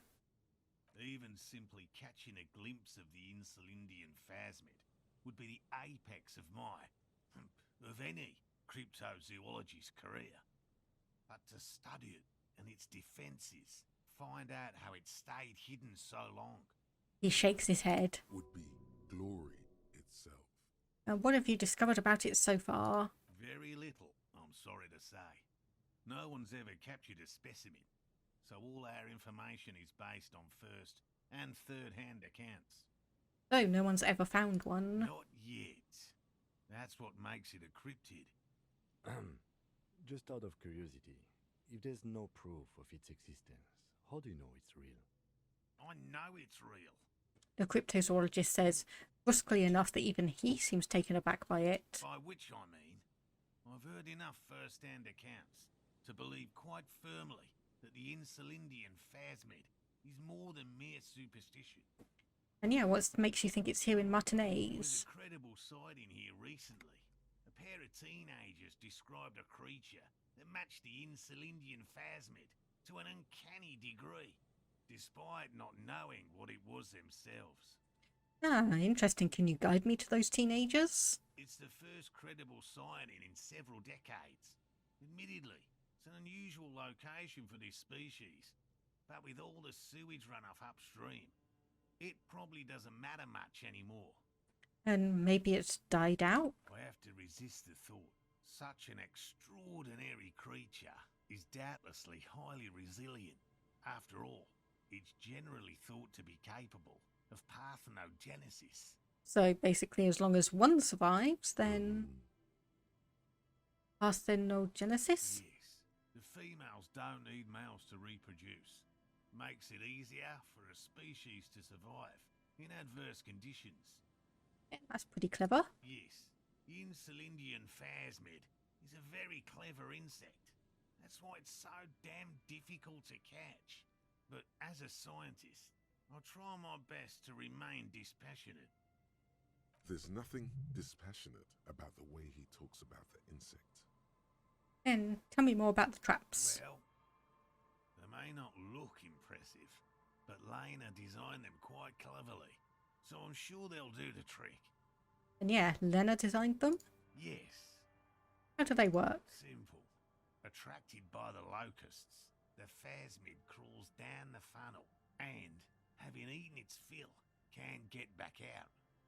At least, that's the intention. The net isn't a perfect solution, but we didn't want to use anything that might damage the specimen's delicate exoskeleton.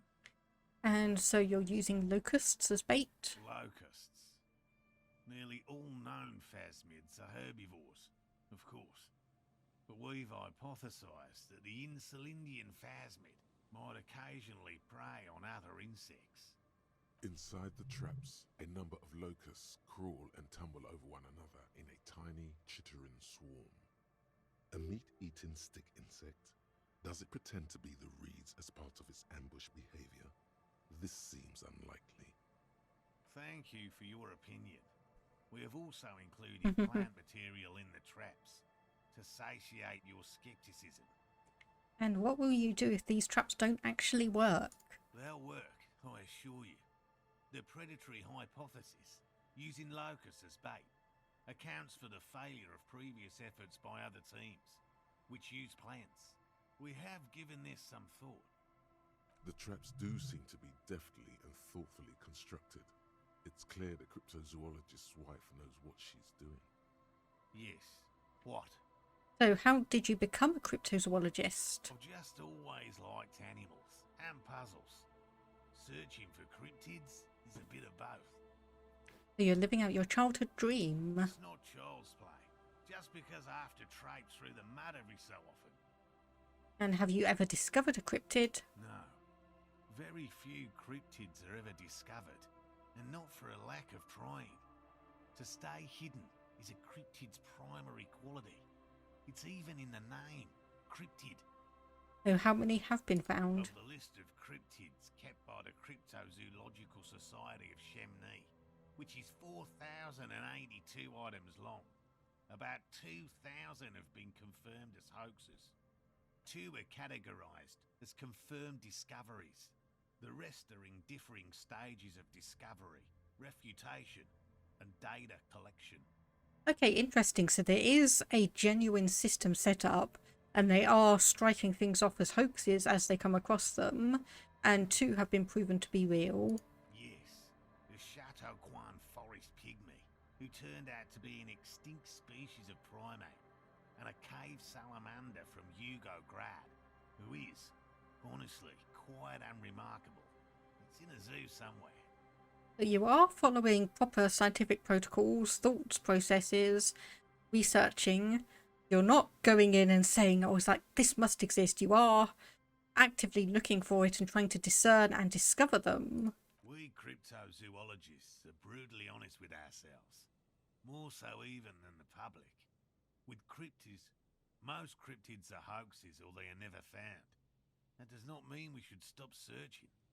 Yeah, and I'm not going to stamp on his enthusiasm, so we'll say the Insulindian phasmid will be the 3rd. Indeed.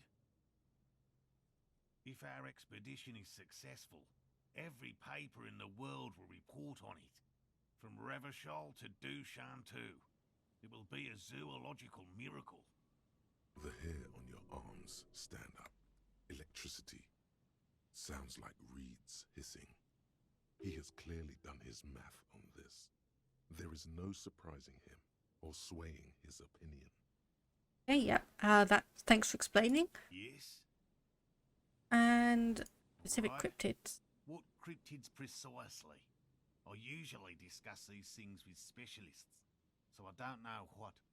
We would have to discuss. He wants to say, but decides against it. Just tell me about a cool cryptid. No offence, officer, but I'm not much of a pedagogue. I don't know what I would have done if Lena hadn't persuaded me to go back to field research. You should ask her if you want interesting stories. Me? I'm not a people person, unless you haven't noticed. And I don't make a good lecturer. My strength lies in field work and persistence. Okay, fair By enough. all means. Get going. Let's have a look. Talk to your assistant. Hello, I'm Gary. How do you do, officer? Yellow man. I mean, officer. Ouch. The lieutenant raises his eyebrows slightly and takes out his notebook. Yellow man. Interesting. This is something to ask him about. No, it's not. Probing first. No, it's not. I'm just waiting for my friend Morel to finish up with his insect traps so we can return to civilization. We're not a lover of the great outdoors. I like nature, just not this bloody coast. It's mostly drunks and degenerates that come here.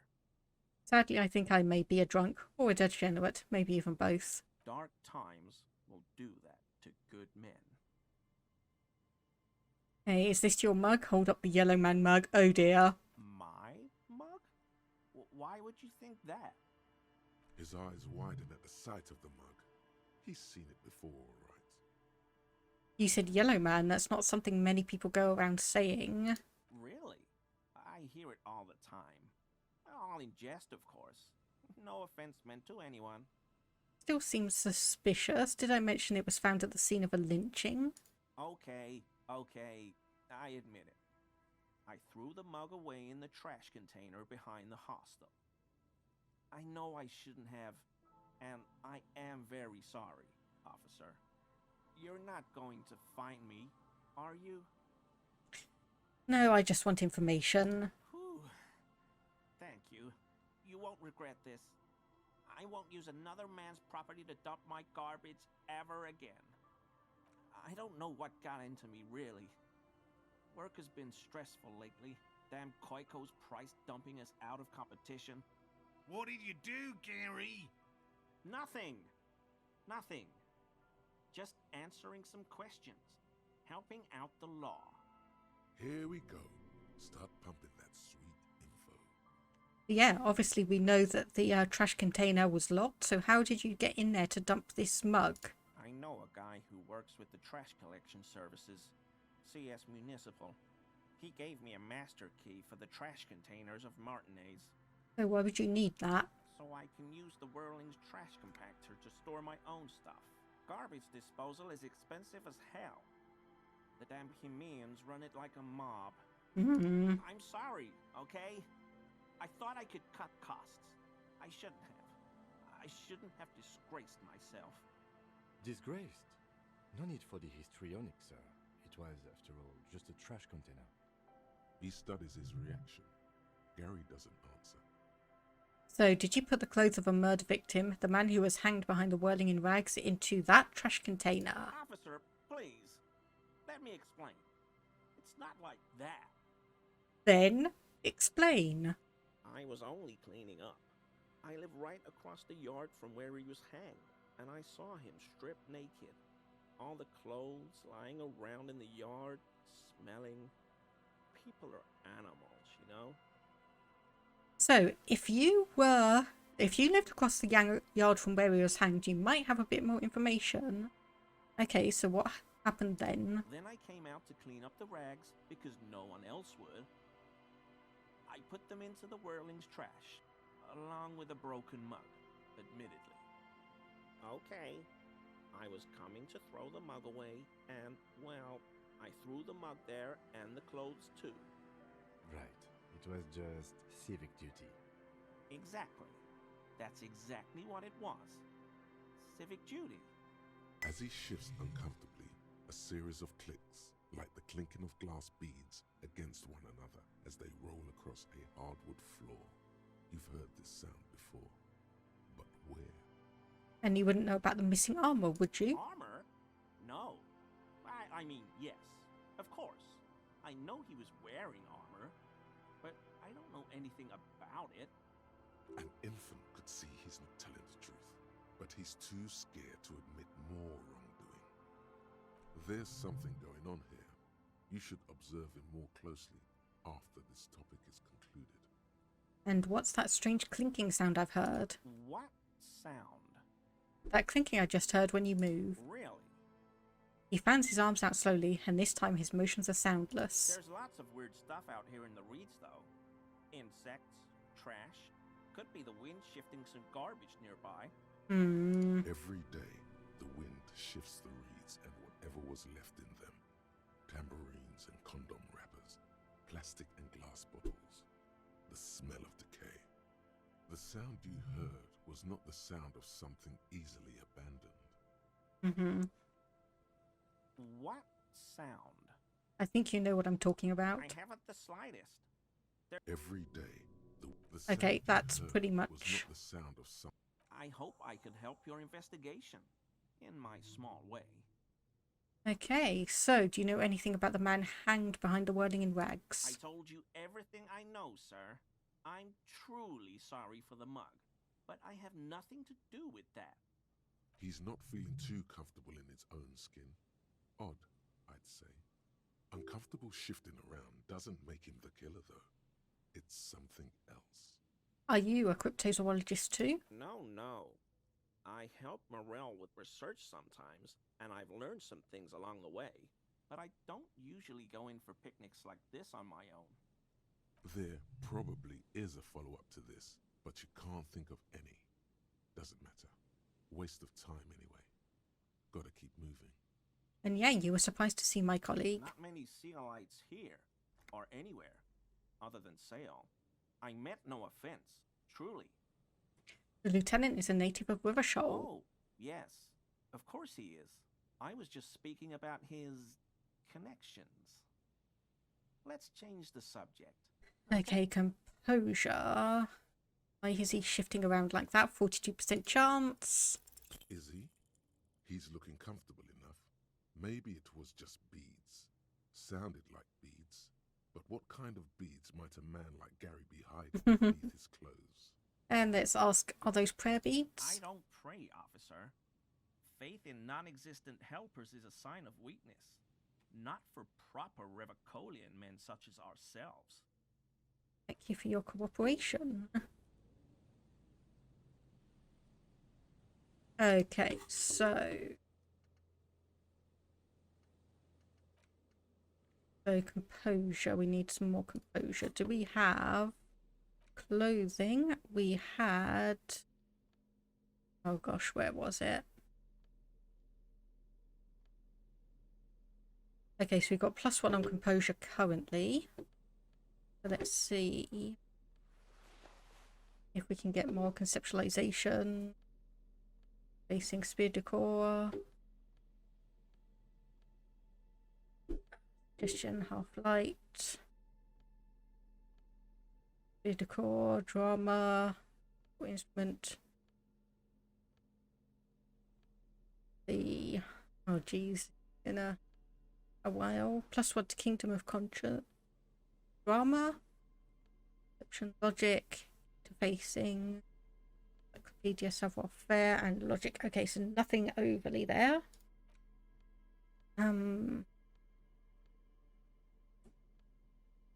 Psyche, rhetorics, the interaction. Let's interact with this. As you hold it in your hands, it makes an uncomfortable crunching sound.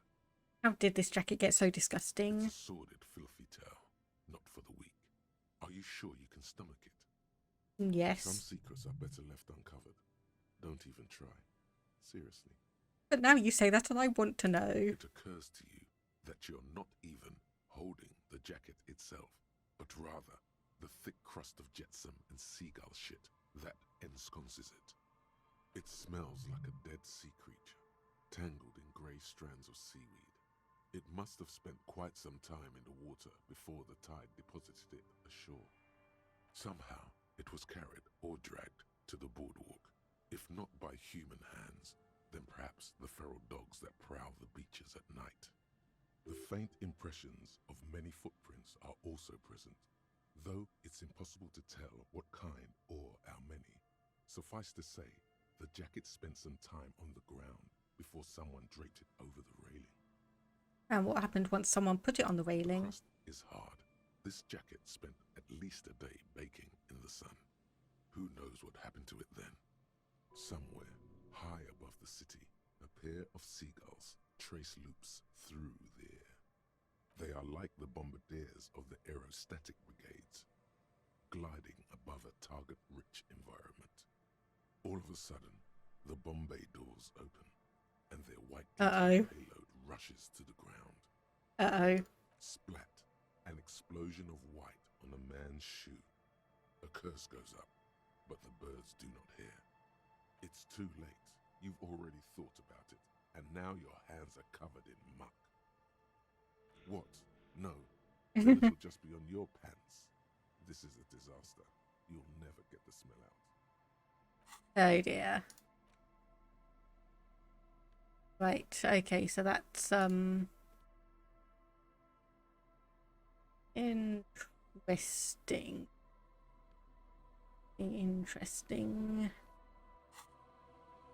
Okay, so we'll go back. Always a pleasure to see an officer of the law.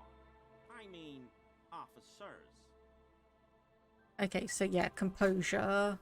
So we got an extra +1 from putting the jeans on, but we don't actually have.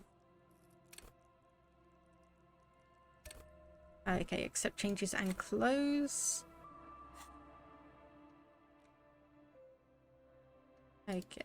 Right, so let's try this one again. Pleasure. I mean, officers. That shirt looks very uncomfortable on him. Look at the buttons, barely keeping that thing together, as if something is ready to rip out from underneath. Like his massive musculature? No, something underneath it. Yes, like a piece of ceramic armor, for example. One that makes a clicking sound when the plates meet each other, resembling pearls or marbles, stolen from the corpse in a yard near where he lives.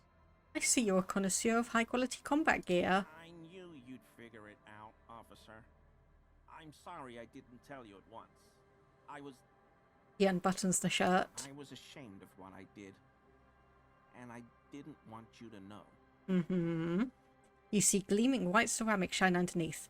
A thin layer of interlocking plates covers his gaunt torso. We're not detecting falsehood, sire. He's gearing up to admit the truth. This shame is surprisingly sincere. Gary, what's going on? Later, Morale. I've got apologizing to do. No, you've got explaining to do.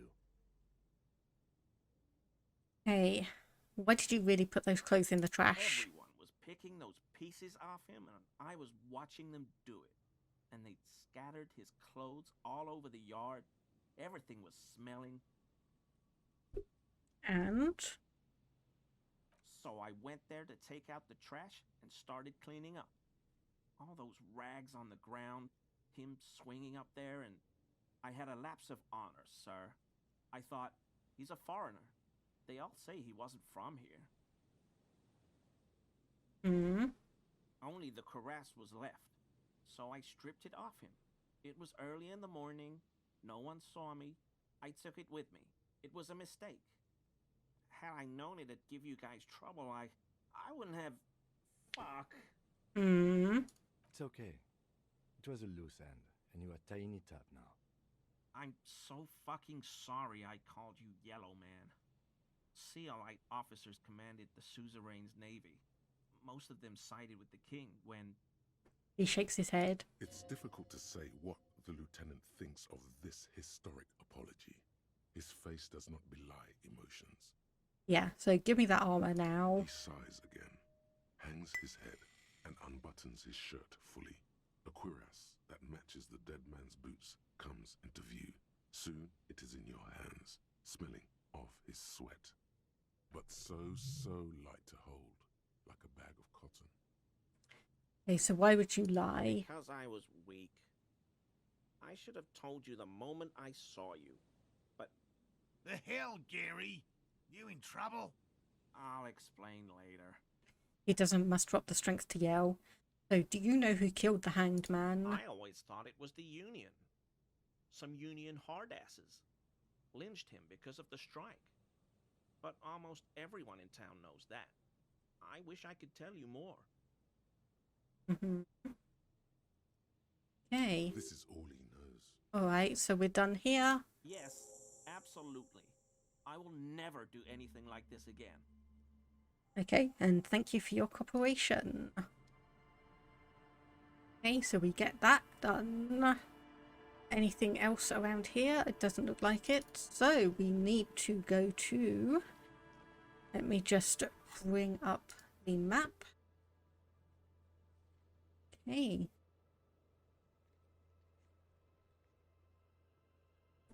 So we want to, yeah, go to the church.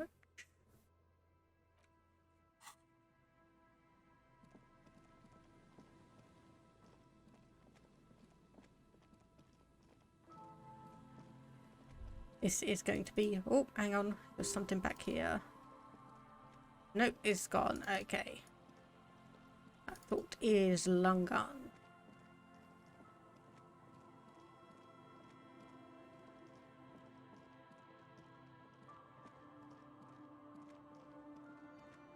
Go up here a little. I don't know why I'm craning my neck, because I can't... It doesn't make me see any better. Okay, hang on.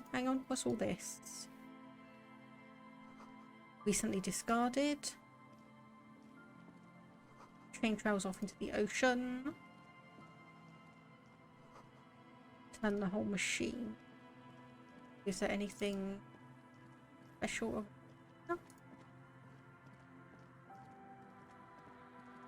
Some more of those traps for the plasmid thing. Cigarette butt. Steel or tiddly.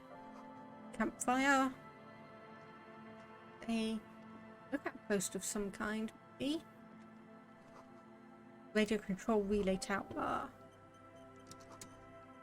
Coordinates boat traffic in the bay. Barely. Oh, and a tie or scented scarf. And tiny inlets.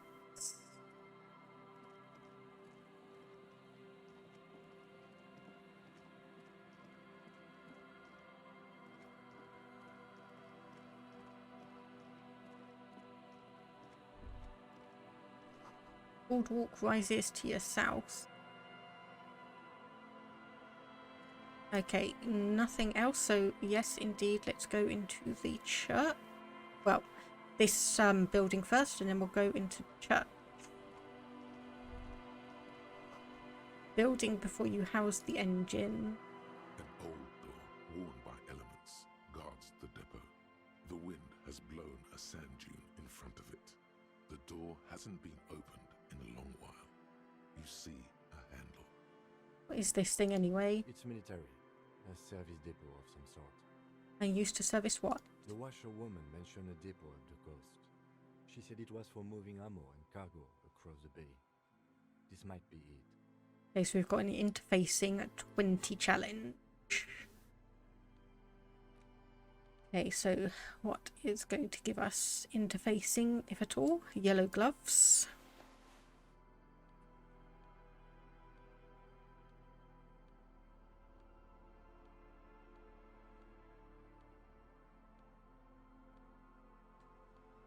Ooh, the gauntlets are actually going to give us +2. Logic.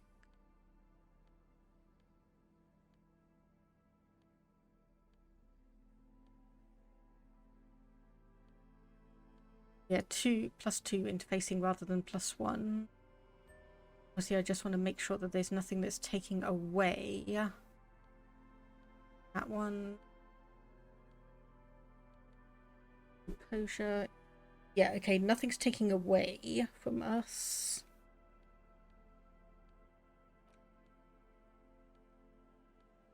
And I don't think there's anything else here. Can overly.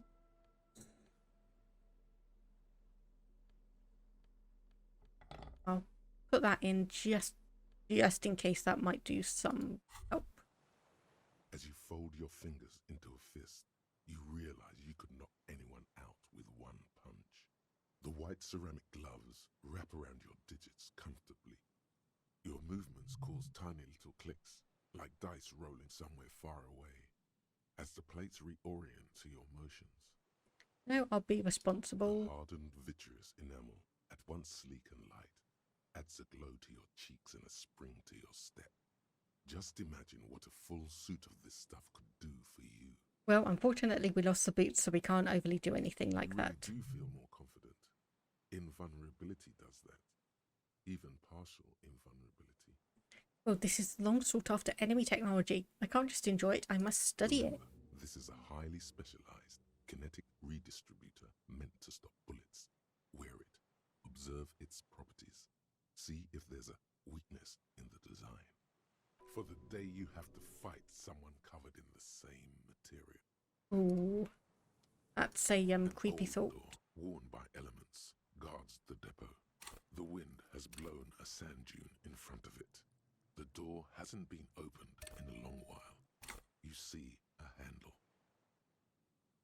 Okay, right, let's just... Door, worn by 3%. Okay, I'm gonna try it. The wind has blown. You rattle the handle a bit, then push on the door with all... We don't get in there. What do you mean we get in, like, everywhere? Frankly, you're just going to have to accept the fact that you can't get in through every single door. No, I want to get in there. No. We've gotten into every door thus far. That's what we do. We open doors. We're cops. That's our perk. Even Everard knew that's a part of our MO. That's who I am, who we are. Yeah, I understand you. I like opening doors as much as the next guy. But this one is simply beyond repair, and we don't have the resources needed to open it. Relax. No one's hiding in there. If we can't open it, others can't either. And thus they can't get in. At least you can think about opening it. About... Okay, didn't work. Nice try. Oh well. So church it is.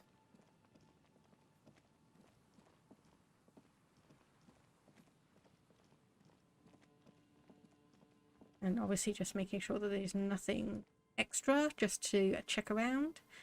Into the church we go. Heavy wooden doors, more than twice your height, stand shut in front of you. The rectangular sea-worn ornamentation appears in stark contrast to the padlock, carelessly drilled into the wood.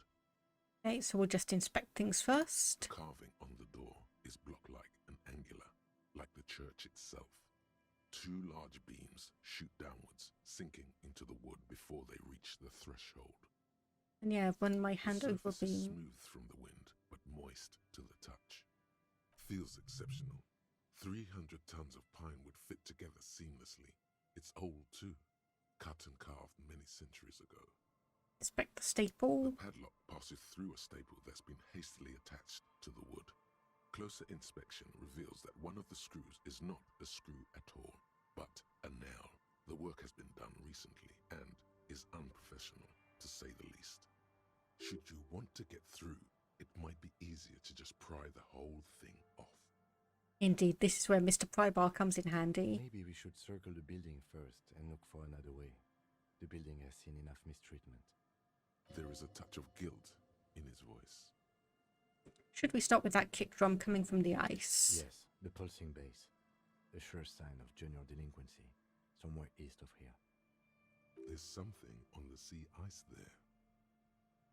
Take a closer look at the padlock. This cheap-looking padlock is sturdily built. It shackles together a hasp and a staple screwed into the wooden door. The lock is adorned with a yellow sticker. It'll be easier to break the staple than the lock. Also, that sticker is interesting, somehow. Okay, we'll look at the sticker. You see a yellow circle with two X's and a big curve below them that looks like a mouth. You're pretty sure you haven't seen it before, but what the symbol depicts is clear enough. A smiling dead guy. The curve makes it smile, and the X's make it dead. There is something blindingly modern about this symbol. Its modernness puts to shame everything you've seen before. Oh, distinctly modern, because it's very, the opposite of abstract, it's very bold. It's the contrast between the cheery, chemical yellow and the rigor mortis. As if the cheery guy didn't know he was dead, or the dead guy didn't care that he was. Either way, you get the sense the forces of future are at work here. And have you seen the symbol before? He takes off his glasses and uses a blue handkerchief to thoroughly wipe them clean before inspecting the sticker. Then he looks up, pauses, and replies. No. So what does it look like to you? Looks like a dead man smiling. Suggests junior delinquency. Why? I haven't seen that sticker before, and I'm not a youth. That level of conceptual thinking is not part of my skill set. So interpacing, rattle the doors to see if they can Nothing open. happens, only the sound of the padlock rattling against the door. I don't think that's going to work. And yeah, try to peel off the sticker without ripping it. There's nothing like the sound of a sticker unpeeling. Now it's stuck to your thumb. Put it in your ledger after the last entry. Looks like today was a gold star day. Secret task complete. Style your paperwork.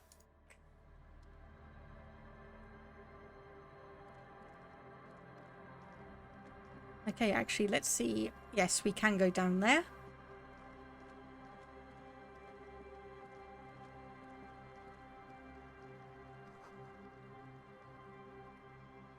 Oh, hang on a minute. There's actually something over here we can investigate.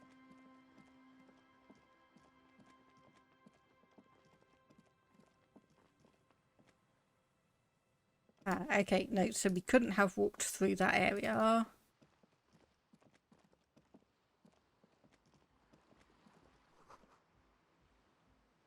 Some rock formations. Hello. Yellow moss, probably stolen from someone's garden, painted with pastel. Okay, so what's down here? Trash. And some stuff to keep the tent up. And tribalistic markings. Post is covered in little... A pane of Eternite has been planted into the snow. 2 poles are holding it up. Barely holding it up. It could fall over any minute. A stronger gust of wind might be enough.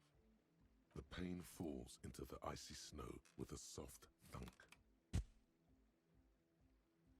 We should ask that girl on the ice what's going on here. I will. I just want to investigate a few things first. Do you not know me at all?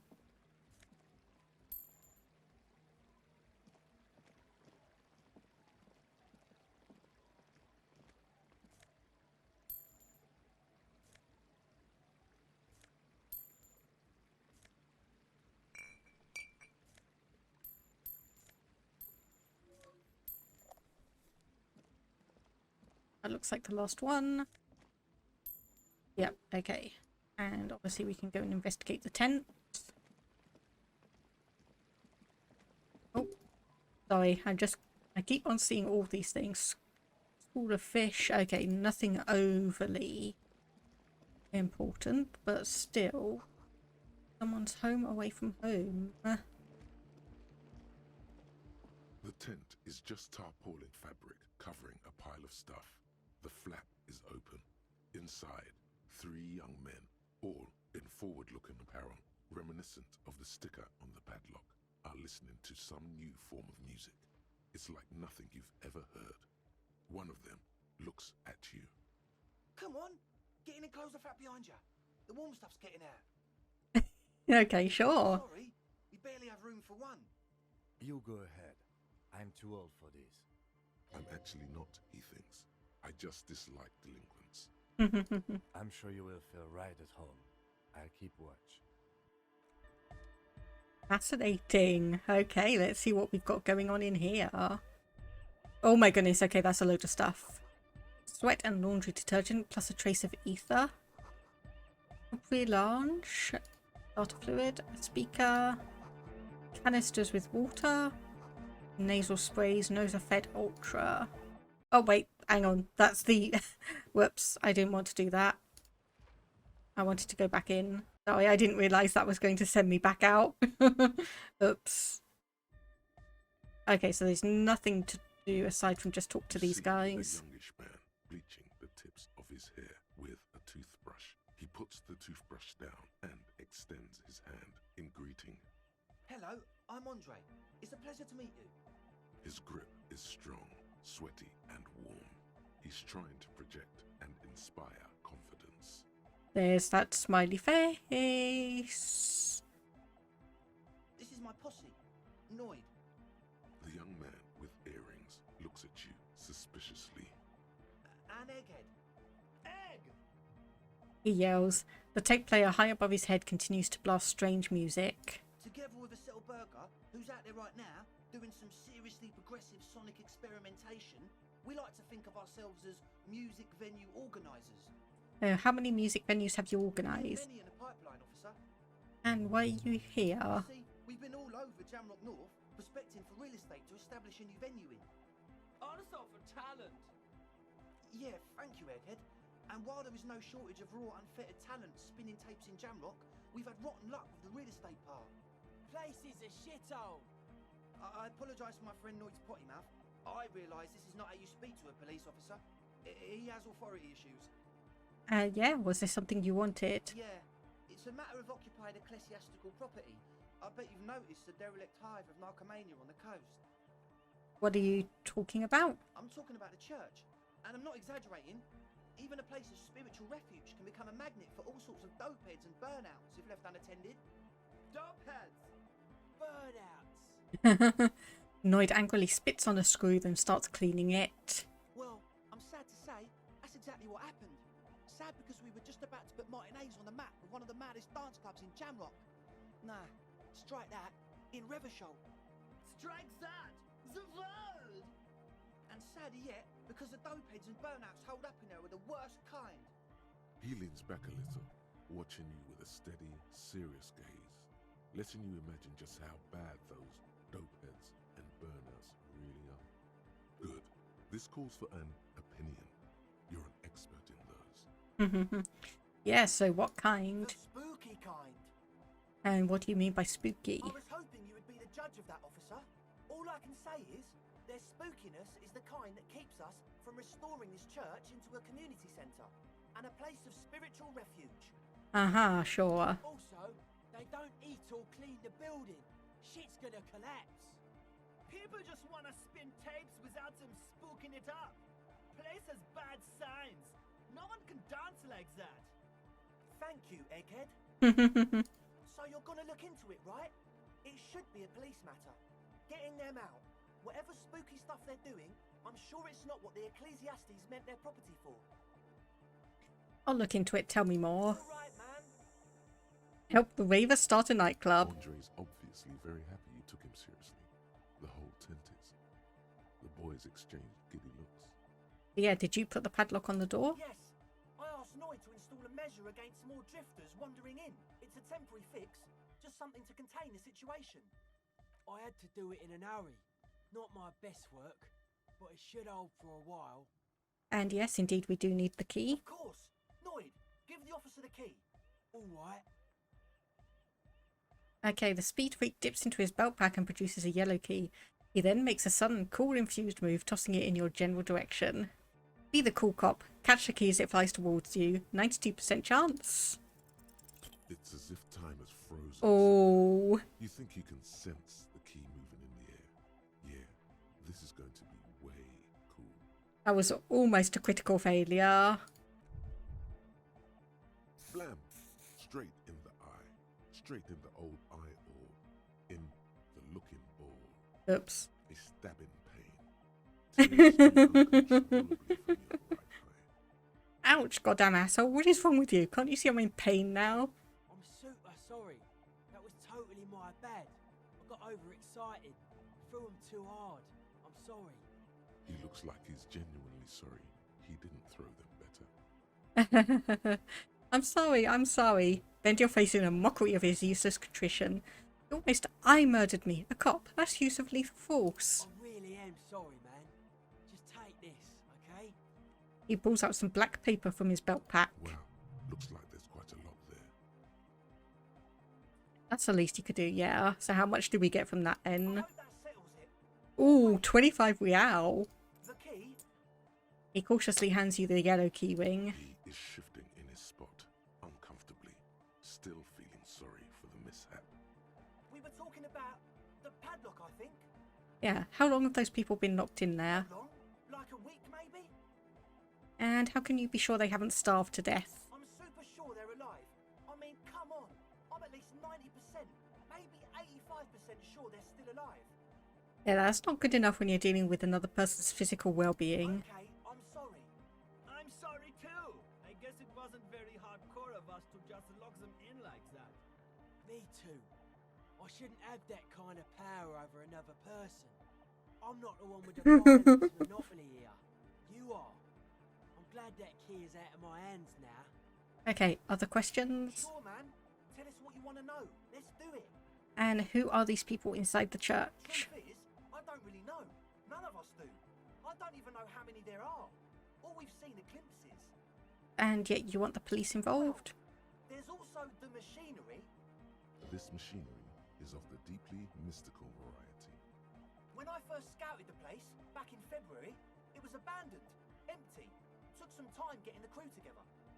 So about 2 weeks ago, we came here hoping to set the stuff up. Suddenly, there are all these strange machines lying around in there. Interesting. One of them has wires running into bowls of water. Wires. to water. Never seen anything like it. Andre, tell him about the feeling. Oh, and it felt like there was something in there with us, watching us from the dark. No, the other one. Which other one? I'm not as in tune with my emotions as you are, Egg. Felt like silence. Awful silence. And yet you haven't physically seen anyone? Not exactly. We've just seen someone who we think is a woman go in and out of the church. A couple of times. And we felt someone or something eyeing us inside. But that's kinda it. And this thing watching you? Like you aren't alone, you know? It wasn't quite human, if you know what I mean. It was this dark shape climbing upside down along the ceiling, like some kind of crab man. Mm-hmm. Yeah, you know, the way it was climbing up and around the ceiling, like a crab. It was stalking a cell, exhibiting ambush behaviour. Mm-hmm. Are you sure? Yeah, totally. I mean, I didn't personally see it. Estelle was alone that time, but I believe her. If she comes out running and says there's a crab in there, there's a crab in there. So he hasn't even been in there lately. Is he afraid? You should ask her about it, but be nice. Don't tell her you don't believe in the crab. There probably is no crab man. Hmm. Don't let them draw you in with this nonsense. Okay, and what about the machinery? You should talk to Noid about that. I just got a distinct burnout and dopehead sign from them.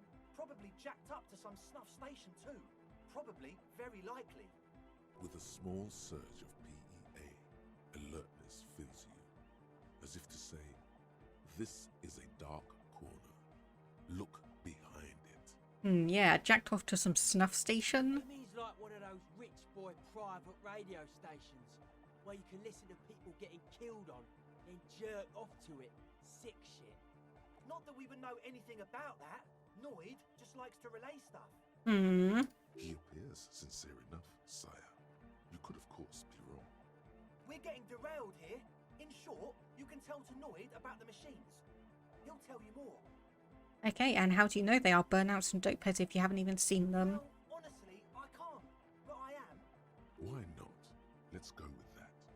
I'm 70% sure they're substance users. Don't let the technology fool you. He makes little quotation marks with his fingers when he says technology. Okay, let's talk about something else. Sure. What? So the eclesiastes. Oh yeah, that's a meteor and name for the founding party. Thought it'd be cool to use it. And what do you mean by meteoran? You know, of Meteo, concerning Meteo. Meteo, a country on Muindi, on the Muindi Isla. Mm-hmm. And the founding party? Come to think of it, I've never really looked them up, you know. I can't give you a precise definition, but they're a very powerful religious organisation. And they have roots in ancient mass society. And they're the custodians of the Pericarnassian church. Plus, they anoint the innocents. They, like, made the innocentic system, no? Yeah, it doesn't sound like they'd appreciate a dance club in their church. You're totally wrong about that. The Pericarnassian church is about love. And Nordic music is about love. I got love for my Pericarnassian posse. Love is the relay out of death. We dance. He violently shakes the tape player as if to see if he can break it. Love is hardcore. Unity. Unity. Make some noise for my Insulindian posse. He turns the volume up, then looks at you with a knowing nod, as if it's obvious you will now break into dance. You feel it. The anodes and the cathodes coursing through you. Your big toe starts tapping along to the base, as if testing the waters. Yeah, enjoy the beat. Feels good. Oh yeah, it can. Love can be pretty hardcore. He's coming around. You're getting it. And what's a posse? Your posse's like your people, man. Like you got your cup posse. You look out for each other and you party together. That's a posse. And where is your posse, detective? Nothing comes to you. The world is silent. Okay, yeah, I'm just going to go along with this. Yeah, I now understand it was bad of me to suggest otherwise. Yeah! Yakokata! The place to be! He seems ecstatic that you share his vision of Pericarnassianism. Do it for the masses. Do it for the crew. His friend forms a fist with the screwdriver still in his hand, approvingly I so. didn't want to say it, but it was pretty lame of you to imply otherwise. Anyway, you got more questions? The one with the large head is still looking at you, nodding his head, waiting for your body to start moving. You feel like you could go for a little disco when, or if they get this club going. You've got it in you. Yeah, and we'll just ask about the tent full of equipment you've got here. Yes. What? So, what? You bought your own water? Yeah, yeah. Good to have, bitch to carry. When I first scouted the place, I did some reconnaissance. I'm not sure the church even is running water. Look, you got fancy distilled water. Oh. It's the one they sell at the fuel station. It's like he's lying to you, my liege. But he's slippery enough that there's nothing for you to grab hold of. Yeah, what's with all the nosafed? The what now? The nosafed. You have a lot of it lying around. Oh, the old Ultra. We,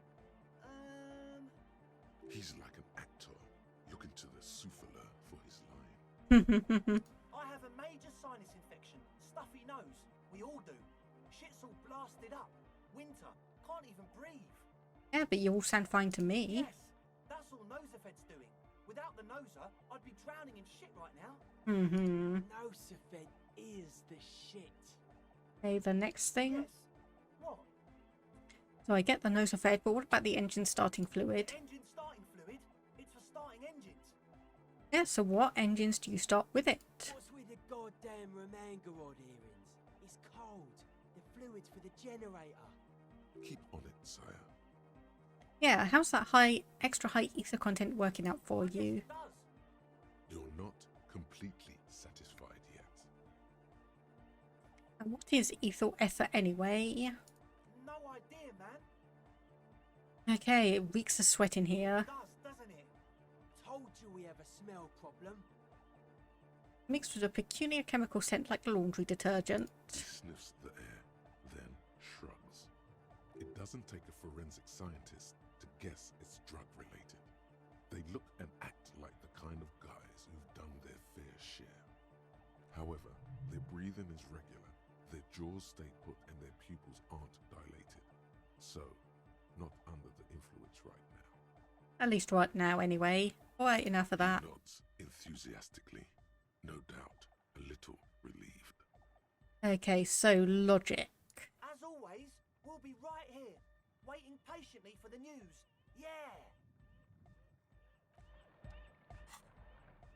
Okay, right, logic. Logic. Is anything we've got taking away from it? Do not. Okay, some glasses. There we go.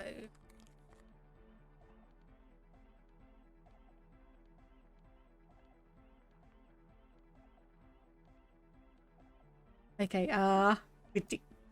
not a necessarily a ridiculous hat, but a conical hat. We are going to look fantastic as usual. Drama, perception, logic. Oh yes, we are going to look brilliant. Okay, obviously just checking those. Oh, okay, that's actually giving us +2 logic. Pain. Okay, that's probably about as good as we are going to get. Do we have... No, we do not have a skill point available. That is a slight shame. Hi again. So, how are things going? Okay, so there we go. We got a 72% chance. A number of things don't add up. Let's take a look. How about gather around, kids? Alright. The young speed freak puts down a busted capacitor and looks at you.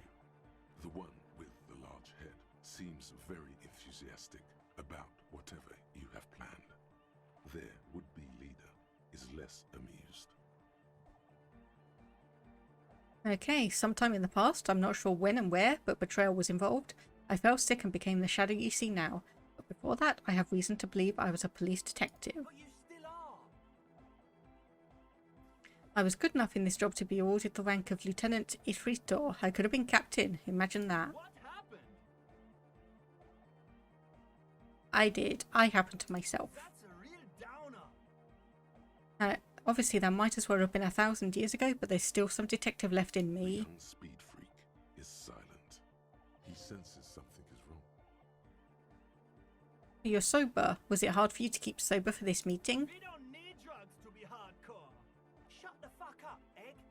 Maybe not today, but you need drugs to get through the days when you're not expecting me. I'm down from the equestrian monument, cop man. Consciousness is new to the universe. We all have our ways to ease the shock. Well, bottom line is, I know. What exactly is it you know? This isn't the makings of a club, it's a tent full of laboratory equipment for manufacturing I drugs. have no idea how you arrived at that conclusion, but it's wrong. Look, we even have speakers. One speaker. They have one speaker.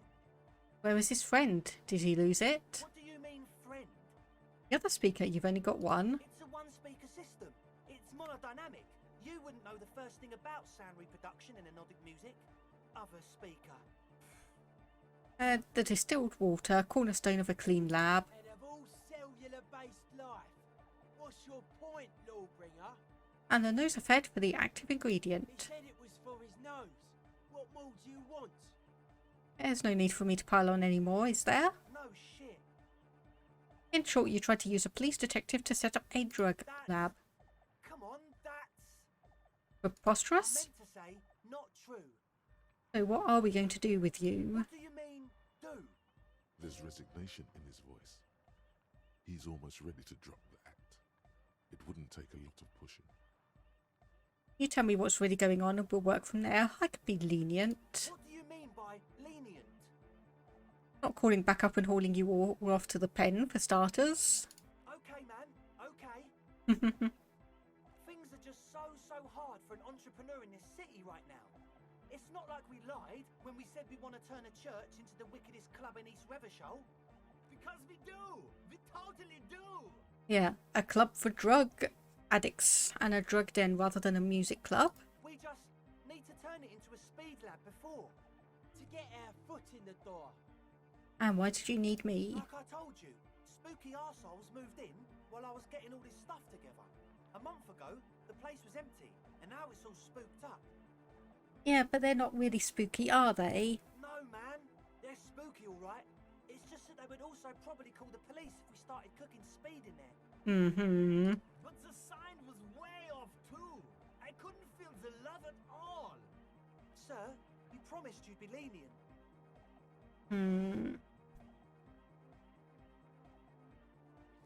Oh, I have to look into the spooker situation before I can decide. We Yes. can continue on an amiable path, right?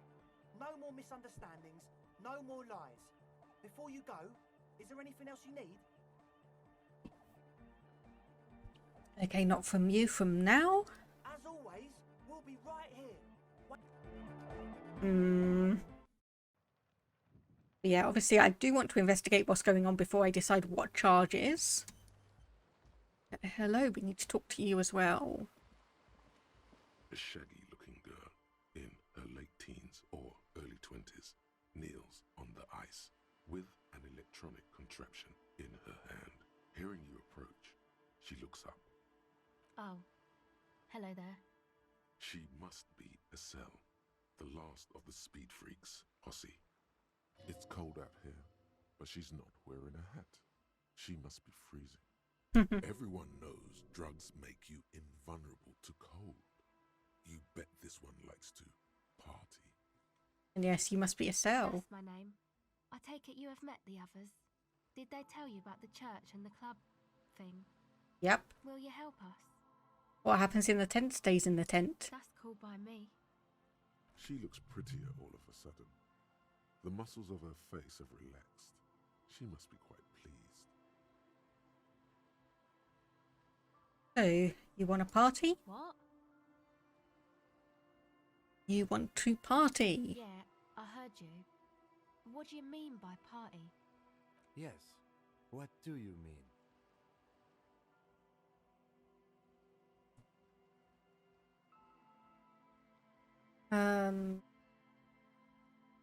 Thing is, I haven't said party.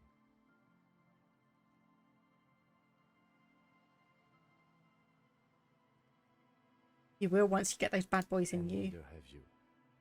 Had you let me in on the script of this play before you performed it, I could have gone along. As it stands, the entire line of questioning has been compromised. We have nothing Shame. left to do but hold this wiser play on your part and to move on. Now, we have some questions for you. Like what? So, the others told me you went inside the church. What did you see in there? Oh, that. You're not going to believe me. There's no point in me telling you.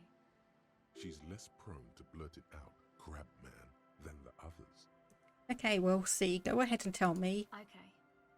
I went in and I saw a woman next to one of those machines there. Noid calls it a mainframe. She was dressed like someone who's been raised by their grandmother, you know, strange old clothes. Had this absent expression, didn't say anything, just stood still. Hmm? And then, you know, right behind her, a man crawled down the wall, upside down like a crab, down the church wall. I think the woman didn't even know he was there. He was completely silent. He stopped right before he got to the floor, then just hung there like that, looking at me, right at me. I fucking turned around and walked out. End of story. Like a crab, you say? Oh, what did this crab man look like? It was too dark. I couldn't tell exactly. Come on, she obviously could. She already went into detail. Come on, what did he look like? He looked like a banger, okay? He was all muscular and stuff. Had a mesh tank top. I know it sounds ridiculous, but that only made it scarier in a way. A crab and a banger? Yes, a banger. As in a mess gang member. I know what it sounds like, but that's what I saw. Hey, so I do believe you. Why? Well, what would you stand to gain? Nothing. Anyway, what else? So, what's that device you have here? This is a portable recording device. It's for field recording. Low quality, but still. And the wires? Actually, just one wire. I picked on it till the braiding came loose. The wire leads to a contact microphone. A contact mic records sounds from inside things, like this ice. Nice. You could maybe bug someone with it. Wiretapping. Yeah, how does it work? The mic? I don't exactly know. Somehow it doesn't pick up vibrations from the air. The book said it only picks up structure-borne sound, if you like technobabble. And where did you get it from? Same place I got the recorder from, the Palaceum. And what is the Palaceum? Oh man, you haven't been to the Palaceum? It's the coolest place in this whole drug-addled shithole. It's a music club and a synthesizer workshop on Boogie Street in Jamrock. Musicians live there, like real musicians. I once saw Arno van Eyck. Thinking about it really cheers her up. It's a long way from here, though. And yeah, sounds interesting. Who is this Arno guy? Oh yeah, guess you wouldn't know Van Eyck. Or really be a Palaceum going kind of person. Oh, I get down. I don't know what that means. I grind? I don't know what that means either. It means I'm hip beyond my years. That's cool. Yeah, you're right. Time has deserted me. Sucks, man. Was there something else? About the contact mic, perhaps? I got some non-mic questions. Okay. And what are you doing out here in the cold? Recording, I guess. What are you recording? I think I'm recording cracks in the ice. But there's no way to tell. Not without headphones. I think I just recorded your footsteps too. Not sure how that will sound. She scratches her forehead. What happened to the old headphones? My boyfriend sold them. For what? I don't know, man. Things. Just stuff you need for life. A lie. They were probably pawned off for something suspicious. And what are those recordings for? The musicians in the Palaceum used them for making music. They loop the stuff, cutting the tapes together. They make music out of cracks in the ice and keys jangling. Crazy sounds like that. It's hard to explain. Anyway, I thought I'd make some too.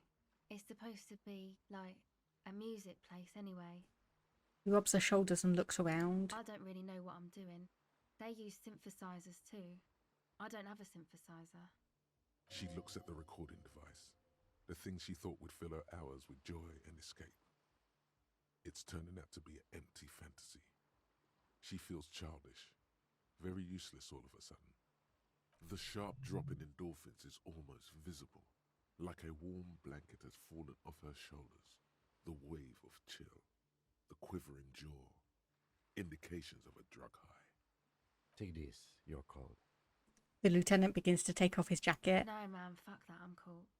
I'm sorry I said that. I'm sorry about the fuck. It's okay. The lieutenant backs up. He throws you a glance. Give me your hat. Here, you need this more than I do. Thanks. So, I had some other questions. Go ahead. I'd like to know more about your My associates. associates? I haven't got much to say about them. What do you mean? You must know something about them. Of course I do.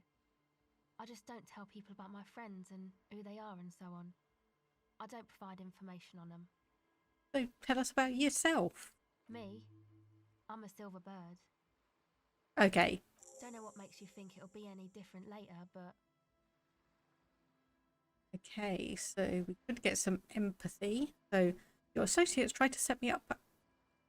Tried to use me to set up a drug lab. I did, and I'm sorry. For what it's worth. Which isn't much. This is why I didn't go into the tent. Typical delinquency. You don't get to choose your posse, they choose you. Mine are idiots, but they're mine. I tried to talk Andre out of it. Yeah, I should have tried harder. I know. I should have been able to control them. And I will in the future. I promise. May I ask? What did you tell them? I'm going to decide after I've looked into the church. Oh, right. That's wise. Take your time.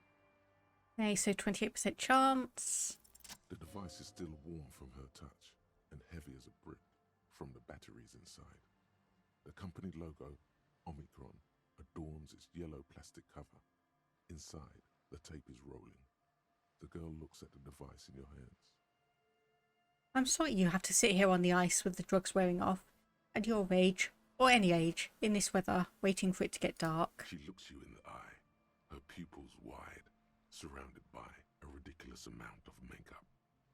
People who built this world intended it to be better for you, but they failed. It's easier to live in their failure with this by your side. The wind howls. She remains silent. It's real. Tell her. It's not a childish fantasy. It can be a real weapon against what's coming for you now. What is? The dark. I know. I'll stick to it. So thanks, I guess, for the psych session. Maybe I can return it. What's been eating you, officer? Me? Nothing. Come on, I can tell. But, okay.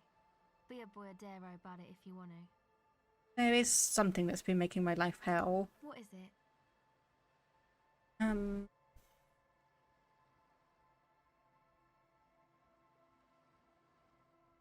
Putting their selfish interests ahead of the greater good. Really? Yeah, no one understands that sometimes you've got to make sacrifices for the sake of progress. It's all very distressing. So, the thing that's been eating you is the slow pace of social progress? No, I'm all for slow and steady. I just people would be a little bit more reasonable about it all. So you're not that upset, it sounds like. No, I am. Uh-huh. And you're sure it's social progress you're distressed about, and not, I don't know, some chick? Well, I did find these letters I'd thrown in the trash. They might have something to do with it. Okay. Why'd you think that? They were written in a woman's hand, and reading them made me not feel good. There you have it then, chick trouble. Not political after all. Who was she? I don't remember. Really? You seem to be pretty upset about this chica. Are you sure you don't remember anything about her? Just her scent and that's all. Wow, man. That's some pretty strange shit. Are you sure the letters were for you? Yeah, why would I have reacted so strongly otherwise? How come you don't remember, though? Is it like some selective memory thing? I think it's more about me getting so unbelievably drunk I completely erased all memory of this world. Yeah, or it might be that. This one time I did so much booze that I forgot too. It's obvious she's done more than booze. Or it might just be some psych bullshit, you know? Königstein wank. Königstein? You know, the psych thing they've got going on there. Rich people like it. People in Königstein are mostly rich. Well then, thank you for all this. You're welcome. Might be for the best to keep that shit forgotten though. Just my opinion. If it itches, don't scratch. Okay, well, I think that's that for now. Bye. Okay, and finally, let's head back to church. See what we've got. Heal our morale up just a tiny bit. Make sure we've got a few things. And up here. So we have the key. Which means we can get in this without doing any more damage. Heavy wooden doors. The lock turns easily. You hear a click as the shackle pops open. Let's go. The lieutenant nods at you. Like, pull on the doors. You hear the echo of the doomed commercial area. Its black halls and dusty machines. Then the feeling passes. A great whoosh of air rushes into the dark innards of the church, as though rushing to fill a great vacuum. In the heart of the city. Oh boy. This is not making me feel good. This is not putting me at ease. Oh my goodness. Wow.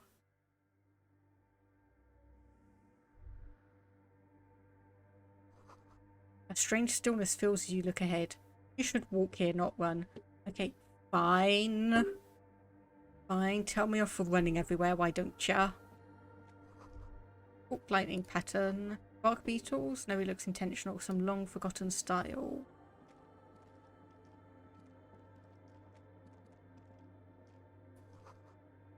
Half or grotesque wooden figure looks finished.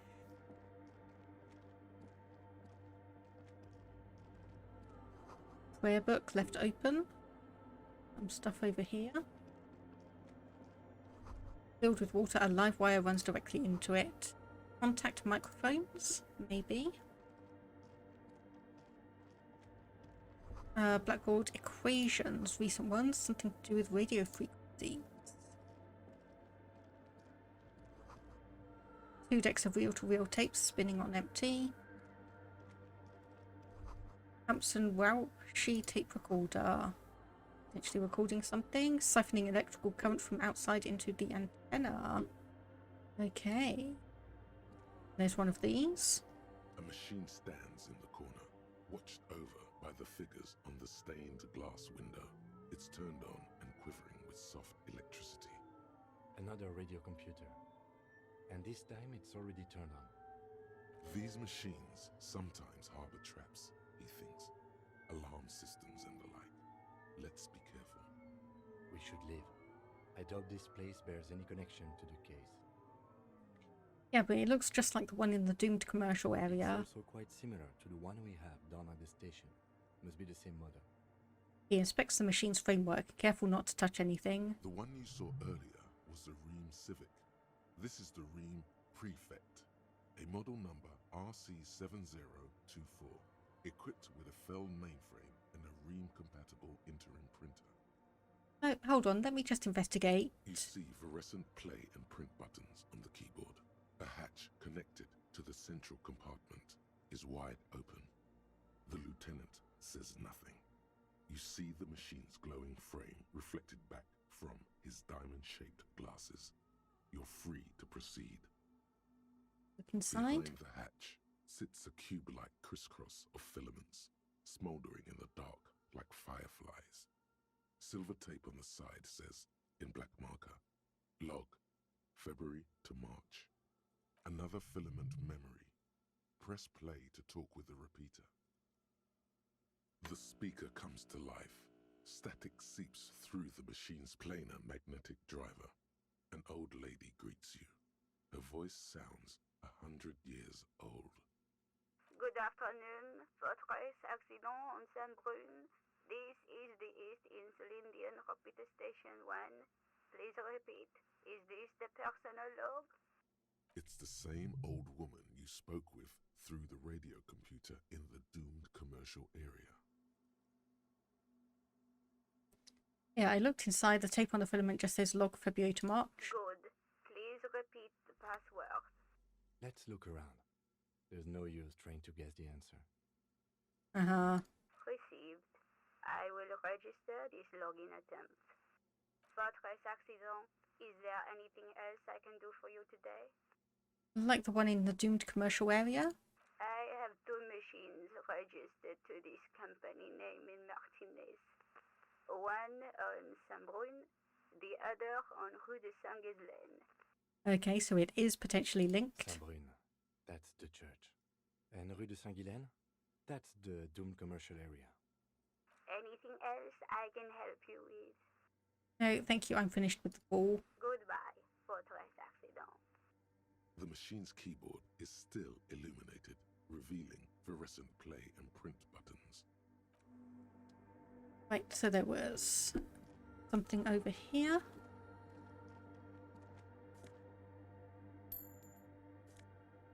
Some shoes with extra empathy. Around here. Definitely interesting.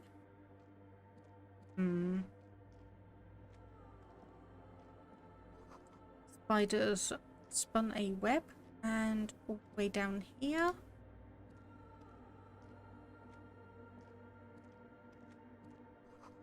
Cracked pane of glass. Aha, okay, so there's some other stuff down here.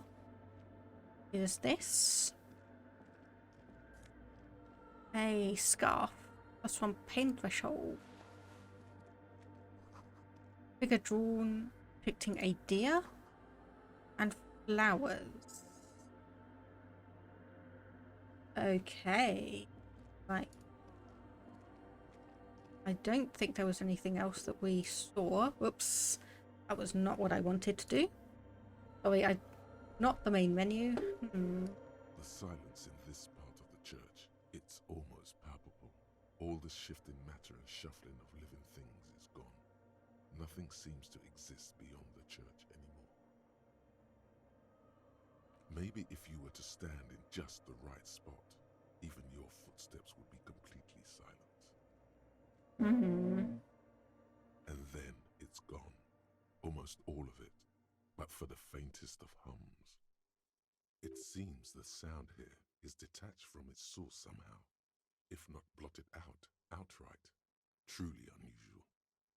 You can hardly hear your own breathing. Stomp your feet and clap your hands. You produce a few muffled thumps, after which the silence feels even more total, somehow. And try yelling. Your voice is barely audible. Not a howl, but the softest of whimpers. The lieutenant points to his ears and shakes his head. Then he leans closer. Can you hear anything? Almost nothing, but it's extraordinary. I wonder why the church was built with such strange acoustics.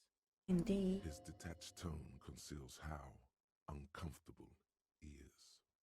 Maybe the church was designed this way to prevent boisterous activity, singing and dancing, on its premises. What if it's something supernatural? Please, detective, not this again. Oh, come on.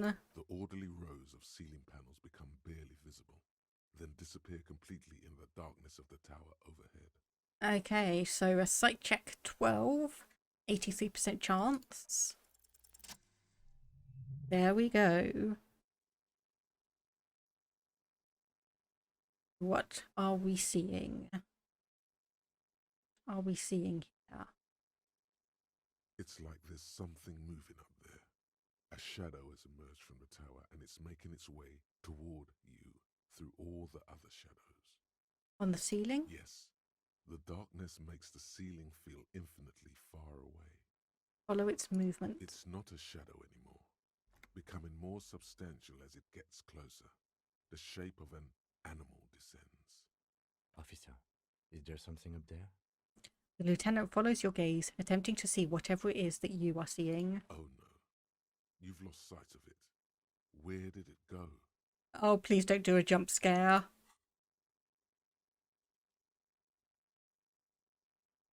You see something hanging from the rafters, looking straight at you with dark eyes. Maybe it's possible to talk to it. Hello?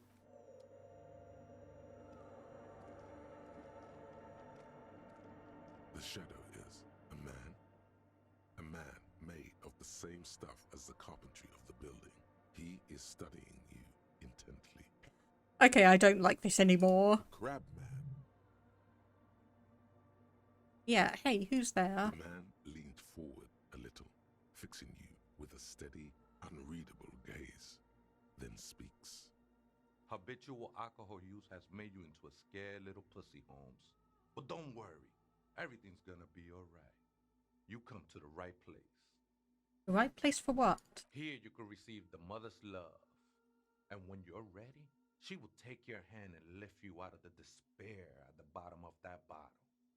This man is obviously a habitual narcotics user. Do we really need to question him? Yes. I'm put off by this religious stuff, he thinks. And maybe the ceiling climbing, too. It's all very hard to square with the lieutenant's own view of reality. Hey, and what was that about the bottle again?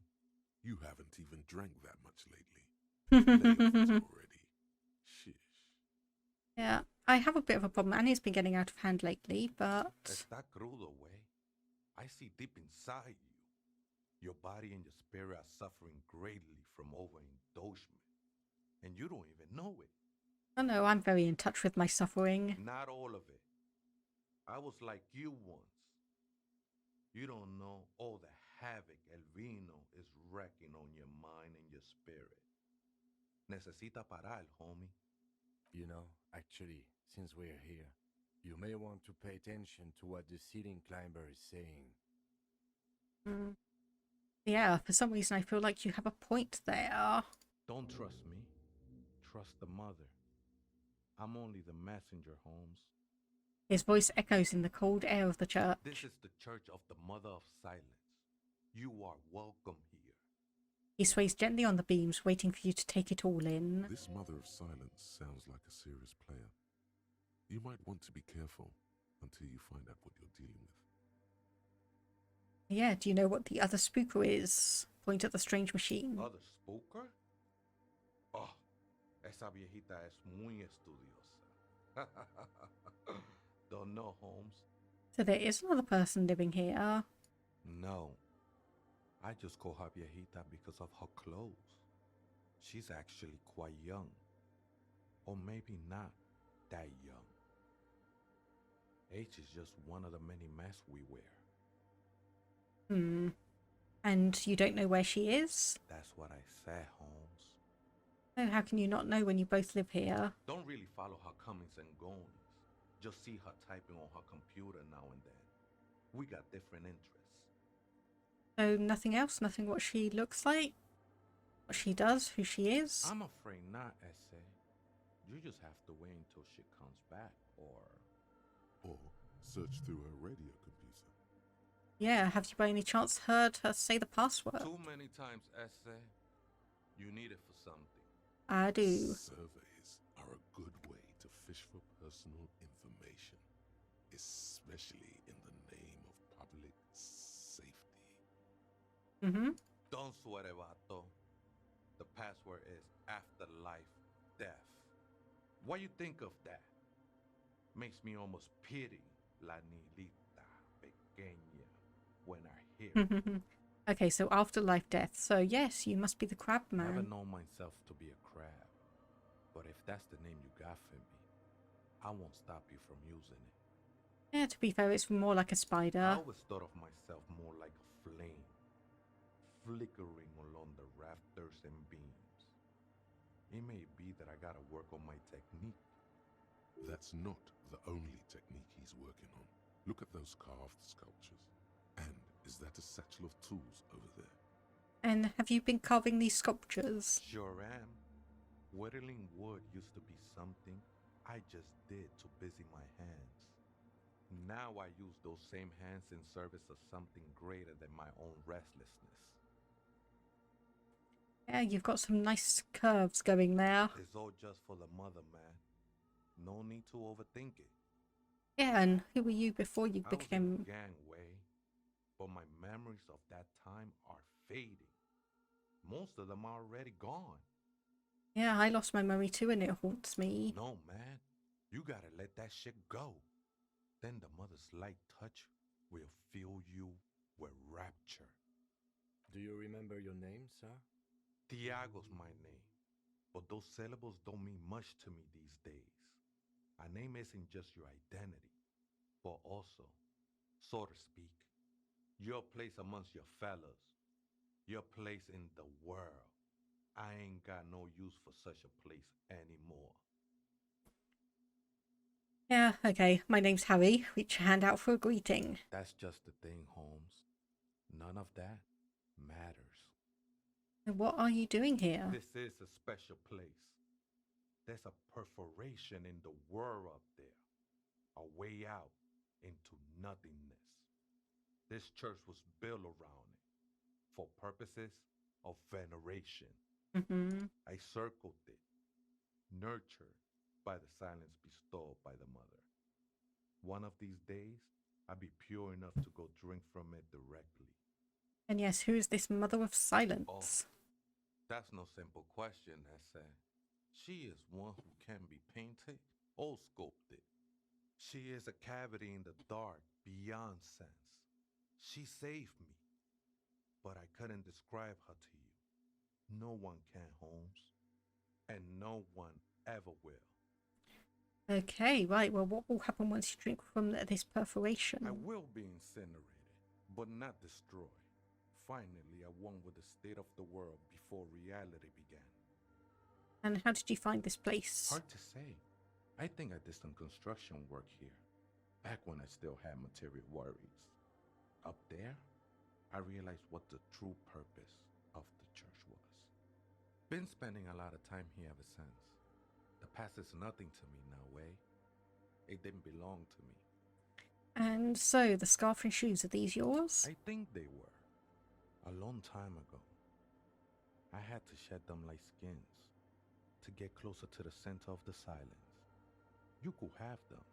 I don't need them anymore. They look pretty dapper, actually. Okay, so yes, I had other questions. The sinewy figure lingers on the wooden beams, blending into the shadows. Do you know why the church was abandoned? Police raid a while back. Did you witness it? Not really. Or at least I don't remember much of it anymore. The mother's love has done its job. That's what's so great about the mother. It lets you forget about everything. And yes, some ravers indeed want to turn this place into a nightclub. The ones in the tent outside, right? I see them. Guessing they're the ones who call me a crab. Probably scared of me. And what do you think about the nightclub? Why not? They wouldn't bother me none. I'm usually way up there, imbibing. Ain't no music on earth that can reach where I go. Might even be nice to have some company. He said that in spite of himself. He's more attached to the human than he'd like to think. Interesting. I think we're done here, Essay. Okay, yep. That was an interesting conversation. However, I'm still not sure how it's relevant to our investigation. Don't worry, I've got a plan. Please. You have to trust me sometimes. I've got a plan. Let's have a look at this broken section. In white, silver, and apricot faience, the young mother of humanism stands above you. A crack runs across her body. She is impossibly tall, oval-faced and sad, a dark and radiant majesty. This is her innocence, Dolores Day. Cradled in her arms are a pair of glowing lungs, clearly visible from underneath her flowing dress. You should kneel.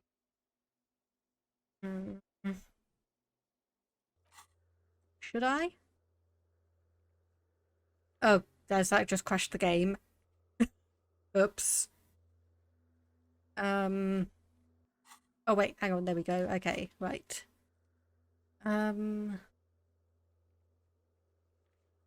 No, actually, I won't kneel. Know that I'm not a bot. Just woken up. Well, hope you had a restful sleep. How are things going with you? Cold wind seeps in from the crack in the glass. Snowdrifts cover the floorboards at your feet. Above, you feel her multicolored eyes on you, inspecting you, as if under a microscope. As that bitter thought passes through your head, the lieutenant draws an X-shaped cross from shoulder to shoulder with 3 fingers. No, I'm not doing that Good either. call. She left us all in the shits. Don't give her a single thing. Just stand there in the apricot-colored light of the window, secretly grinding your teeth. The woman smiles her distant smile, unmoved, struck in half by the crack in the glass. So how did I know this is the mother of humanism? Despite the damage you've done to yourself, the title appears lodged in your hippocampus. This is Her Innocence Dolores Day, the innocence of humanism, internationalism, and the welfare state. Perhaps the most famous human being ever to have lived. No amount of Commodore Red can wipe her sad smile from your brain thing. It has survived the deluge and haunts you still, and will haunt you forever, as it haunts all men. Okay, I swear we've been told what an innocence is, but I can't remember. The highest category of historic individual, an embodiment of the world's spirit. A ruler? More, an innocence is elected to office by the founding party, a precedent that has taken place a mere 6 times in the entirety of history. The legal system of the Real Belt is built to accommodate an authentic rule should it coincide with our time. An innocence is infallible. The decisions made by one are not decisions. They are inevitabilities. What would have happened anyway? Only accelerated, packed into decades instead of centuries. An innocence is a continuous, compressed event, a sacred human being. It is an honor and a glory to live when one is in office. Interesting. Is one in office now? No, we are alone. Okay, when did she rule? 300 years ago, in the wake of the discovery of this Isola, the Insulindian, by explorers from the continent of Muindi. She is, among other things, the innocence of inter-isolary travel and the connected world. Anything else I know about her? Many things. You know she was a woman of the court, the wife of an influential Marchese, and eventually the principal advisor to Irene la Navigateur, Queen of Serene, modern-day Sir Laclay. Also that she was gorgeous beyond beauty, draped in ancient sadness. Are you sure you want to remember this bit of historic trivia? Standing under a long, slender form like this, dwarfed? And where is this coming from? The past. It's a silo of sadness, fermenting. You should keep away. No, you must know. What else? Terribly, women of the court were expected to play both contract bridge and chess sufficiently well to prove an interesting challenge to a man. A simple grasp in matters of philosophy, theology, and science was encouraged. She was, by all means, a kept woman. She made the most of her position in the antediluvian court, a court visited by the most prominent thinkers and artists of the day. In secret, she was becoming the era's preeminent philosopher of the state, a scalpel, a piercing gaze. She was an almost preternaturally magnetic and intelligent individual. To her contemporaries, she appeared out of time, a messenger from the future of the species. We all fell in love with her, head over heels. Even before she was declared an innocence, her influence was tremendous. Yeah, I'm starting to not get good thoughts about this. It was on her advice that Irene la Navigateur sponsored a number of voyages into the Pale, a costly, often tragic endeavor, ultimately vindicated by the discovery of the new world, the piece of reality you're standing on. She was crowned 2 years after the first expedition returned, setting in motion what is widely considered the greatest era in history, the DeLorean era. Wow, indeed. When her innocence was declared, and the queen she had advised for years fell on her knees before her, she was so overcome with emotion that her lungs started glowing in her chest. Bystanders reported golden filaments lighting the already sunlit chamber around her, clearly visible beneath her dress. That is why the lungs are the symbol of love for the cultures of the Real Belt. And was there something terrifying about her? Terrifying is a term too emotionally charged for your semantic memory, or what remains of it. But terrifying, it's a simple word. She was bad for humanity, and you shouldn't have started thinking about her. No. Was there something bad about her? I want to know. You already do. Although she's often considered to be the greatest human being to ever live, there was something ominous about Dolores Day. Constantly surrounded by her terriers, she was the most socially secluded and least self-aware of all the innocences. Some modern thinkers would consider her a war criminal for the campaigns she waged against the Mesk state. Then there were the resettlement programs. I thought so. The Mesk state tried to detach itself from Innocentic rule. Parts of the world were experiencing whiplash from accelerating into secularism. Her mandatory education programs and mass resettlement of upstream Marguerite were problematic as well. Dissenters were suppressed by a military force she called the Army of Humanity. She adored chess, yes, but also military war games. Dolores Day often holds a tiny tin soldier between her index finger and thumb in icons such as this. She was also blonde, the blondest woman you have ever seen, with green eyes the color of the Pacentic, mare interregnum. Little is known of her Marchese husband. It's as if he vanished from history after completing his role, which was to introduce Dolores Day to court. In conclusion, yes, there is something lonely, paranoid, and even terrifying that people seldom mention, but feel when they think of her. This subtle terror is part of her iconography. Lieutenant Yefrater, you've stood there for over 5 minutes. The lieutenant's calm voice echoes in the cold air of the church. What are you thinking of, if I may ask? I think there's some connection to the case. She's been dead for 300 years. I am almost 1,000% certain she isn't connected to the case. He takes his glasses off to clean them. None of this is, in fact.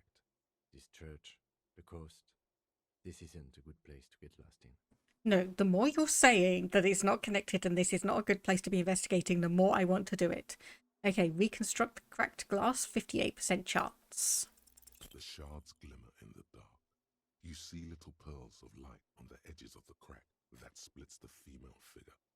Something was written there. Remains of broken letters line the emulsion. What it said, you do not know. Okay, so we need visual calculus. So what do we have that will give us visual calculus? Hopefully some glasses. Yep, there we go. Neat office shades. Give us some.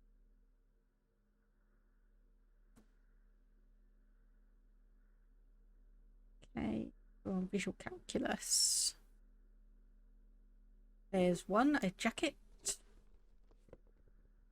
Drama, no. Empathy, nope. Logic suggestion, no. Okay, those take away visual calculus. Pain threshold, so we could potentially get that one because this is just giving us Inland Empire. And +1 empathy. Oh my goodness, yes. We are looking brilliant and we need a hat. Let's get the perception one there. Yep. Absolutely brilliant. We look absolutely brilliant. Okay, so that's given us +2 to visual calculus. And where is that then?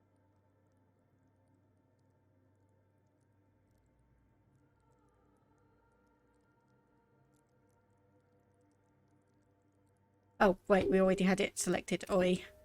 Okay, accept and close, and let's try this one again. Of humanism stands above you.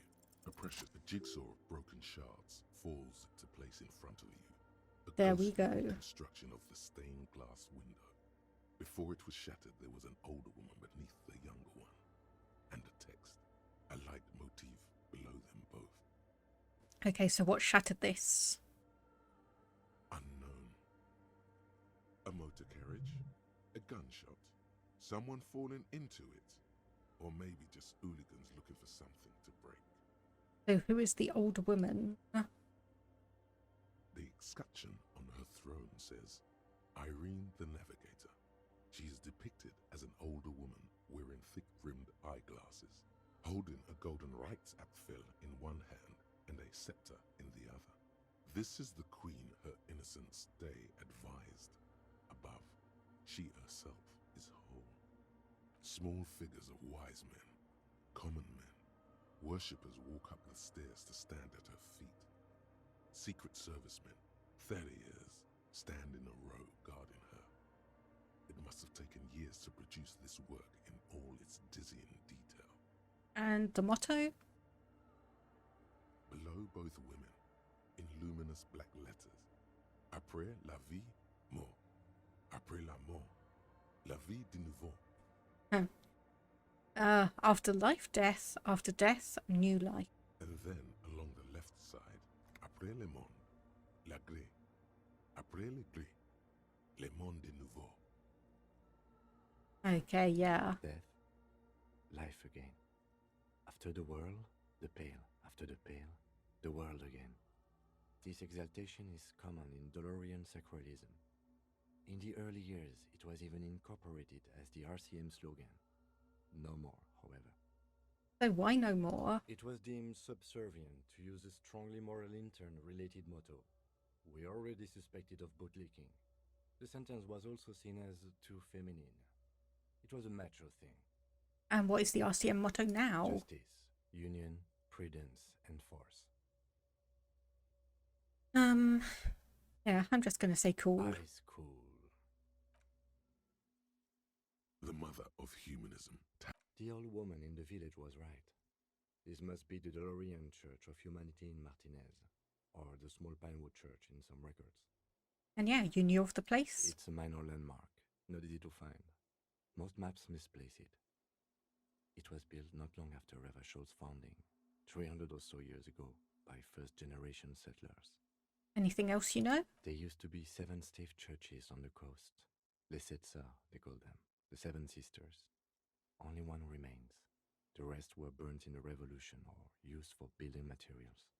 We should be respectful here, although the building appears to be deserted. I do not believe we'll find anything connected to the lynching here. Something else, perhaps? He looks at the machinery lying around. Respectful? Is the lieutenant a follower of Delorianism? Well, considering before we started investigating this, he did kneel and make a religious sign, so I'm saying yes. There it is again. A small pang of guilt. It's time to ask him what happened here. Yeah, do you know why it was abandoned? I have a theory, yes. There was a police raid a while back. I heard the place was shot to pieces. The old woman in the village was being tactful with us when she didn't mention it. She has more respect for the RCM than many around here. And who conducted the raid? Well, your station was involved, I hear. Although I can't be sure. Why not? 3 precincts were involved in the raid, and people say Precinct 41 was one of them. I guess I could have been here. I'm sorry, I'm not saying you were. It was a clandestine operation. I don't know anything about it, why it was conducted, or who participated. I try not to pry into extra-district matters. But if I was here, I should find out what I was doing. You will not get information on a confidential operation from your station secretary just by calling. If you really don't remember, it might be better to keep this one forgotten. It happened a while ago. It's unimportant to our business in Martinez now. And indeed, are you a follower of Delorianism? Yes, we all are. Her name, body, and rule are synonymous with humanism. The laws we enforce are Delorian in origin. The woman looks by in silence, smiling enigmatically. Yeah, I didn't think you were spiritual. It's not spiritual, it's constitutional. The Delorian system does not demand faith, only accordance. Alright, so let's go back to this. We know the passcode now, so we can see if there's a little bit to investigate. The is still illuminated. Nothing happens. Okay, so press play again. Good afternoon. Fortress accident on Saint-Brune. This good. Please repeat the password. After life, death. Good. I have unlocked the filament. After ending the call, please press print to access the filament. Fortress accident. Is there anything else I can do for you today? So are you a machine or are you alive? Yes, I am alive. I am 74 years old and my name is Yvonne. Now please repeat. Is this the personal log? She repeats passwords. Programming people are paranoid. Alright, yeah, so where are you? How did you know where I am? I work as a repeater at the East Insulindian repeater station. It's my job to know where you are, Fortress Accident. As for me, well, I am sitting in my cubicle, surrounded by a wall of radios. On an island on the river Esperance, a small woman, all skin and bones, sits in a room filled with audio equipment. Thousands of tiny lights are reflected back from her prescription lenses, like stars in the dark. Doesn't it get lonely, sitting there all by herself? Lonely? Why would it get lonely? I get to talk all day to people like you over a warm cup of tea. That's why she does this. Now, please tell me why you're calling, Fortress Accident. I have two machines registered to this company name in Martinez. One on Saint-Brun, the other on Rue de Saint-Ghislaine. Saint-Brun. Anything else I can... Goodbye, Fortress Accident. Okay, interesting. The machine's keyboard is still illuminated. The printer prints out a long text document with dated paragraphs. It looks a bit like someone's journal. The first entry, made on the 4th of February, 51, by an unknown author, is short and concise. Arrived at the church. The door was boarded up, so I used the crowbar to get inside. Looks like the place has been deserted. Nothing out of the ordinary, but I'll ask around. Need to figure out how to get the electricity in. The lieutenant leans closer, scouring the printout over your shoulder. Just as you finish reading, he looks up, muttering under his breath. 4th of February. That's over a month ago. Whoever set up those machines has been here for quite a while. And yeah, this log might be connected to the case, perhaps? Our case? No, I don't think so. It must be some local eccentric. Well, continue reading. 6th of February, 51. Had a little chat with the local fishermen. Said I shouldn't go near that place, that the church was spooky and ridden with narcotics. It's a little spooky, all right. Still haven't figured out the electricity. 7th of February, 51. Finally got the electricity in. Next on the agenda, a new antenna. I'm thinking Esca series, something advanced. Why would she need an antenna? Why would anyone need any of this equipment here? For setting up her radio computer. Okay, 4th entry. 8th of February, 51. Bought the antenna, had some problems setting it up. Called Simon for help. Heard the others are back to making art. Drinking somewhere out of town. Sulislav started a rock band again. Lexi has been seen asking money from strangers.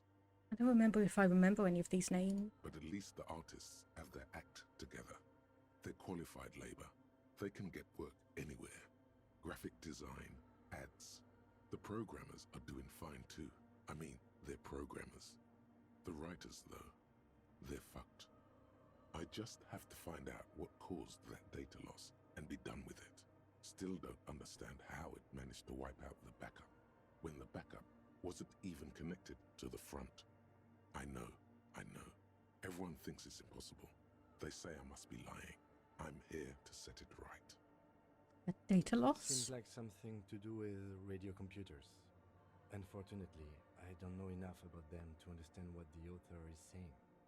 Something about the backup data getting destroyed, and how everyone thought it was the author's fault. Let's just keep reading. Yeah, artists, programmers, Lexi, who are all these people? I think these people worked in the radio computer games business. The one we saw in the Doom commercial area. They must be our former co-workers. Okay, carry on. 12th of February, 51. Brought some food from the grocery store.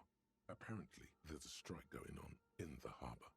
Definitely not happy to see the Martinez people again. Everything's now set up in the church. Going to start working tomorrow, 8 a.m. The strike. We are nearing the date of the murder. Keep reading. I want to know what's that radio anomaly that sent this person here in the first place. Oh, so now you're intrigued. 25th of February, 51. I've been sending data up to Lintel for a while now, trying to recreate the data loss, but nothing. Didn't even feel like logging in, the disappointment. But I did discover a curious audio-spatial anomaly at the back of the church. I've named it the Swallow. It swallows sound. Need to get some mics. Is she talking about? Yes, probably. 28th of February, 51. Yes, the first recordings confirm that the swallow is real and I'm not just losing my mind. It's a pillar of silence with a diameter of approximately 3 meters. Seems like the higher I go, the less I record. This might be a coincidence, or it could be connected to the data loss that led me here. The pillar of silence. She is talking about the silence. Is she suggesting it's more than just an architectural quirk? Well, if she is, what could it be? The lieutenant doesn't answer. He follows your gaze, studying the basins. The water shines in them. No ripples. Okay, and the 8th entry. March 51. Some kind of young disco men have appeared next to the church. I've been trying to record the silence to find the epicenter, but now it turns out I've also been capturing the future of dance music, one neo-disco song over and over again. Fortunately, the song is so monotonous, I was able to devise an algorithm to factor it out. The other day, one of the disco men came in. Before I could even say hello, she got scared and left.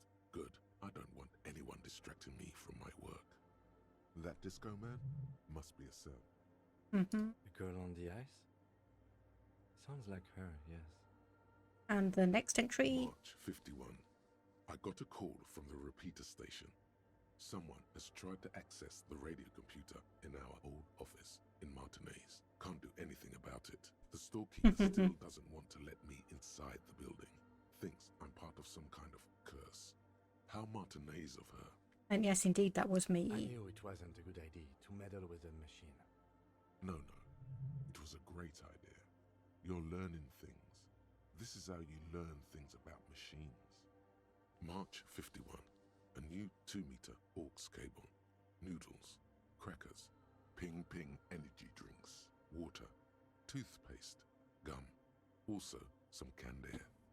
Your reading is interrupted by the sound of the church door opening. A strange woman makes straight for the radio computer. Uh-oh. Hi? Oops. Hi. Breaking into my radio computer, I see. She glares at you as she holds down the off button for several seconds. The machine reboots. Yes, you are breaking in, but not into her radio computer. You're a master circuit bender. I do apologize for the intrusion, madame. We are with the RCM, you see. I can assure you I'm an expert circuit bender. I'm not breaking in. I'm using it to access coalition military data links. There are no coalition military data links. And even if there was, you couldn't access them over a civilian network. I'm using your Rim Prefect to command a coalition warship Archer. I'll turn its cannons against its masters. That's nonsense. You're just a police officer. Boo. She barely looks up from the keyboard. You hear the machine whir back to life. Now please give me some room. I need 2 seconds to see that you haven't destroyed anything. We should talk to her after she has rebooted the machine. Alright. Okay, I think that is actually makes it a good point to save and finish up the stream for today. So, thank you everyone for stopping by. I'll put the stream up, and hopefully everyone, I will see people soon. I do have some free time next week, so there may be some streams that are not on the usual schedule, so keep an eye out for that. Otherwise, yes, indeed, I will just quickly pop over to Twitch and see who is online that we can go and raid and say hello to. Oh my goodness. Okay, there's actually quite a load of people online today. Right, so let me just have a look. Magi was taken. We haven't said, or haven't gone over to say hello to him in a while, so I think we'll go and raid him. So indeed we have a raid message if people want to copy that across, and raid Magi was taken. Get that set up. Okay, and yeah, so I will hopefully see a lot of you soon, and for now, hopefully you will have a good rest of the weekend, rest and relax and just enjoy yourself. Otherwise, I will see you all again next time. Thank you very much for popping by, and goodbye for now.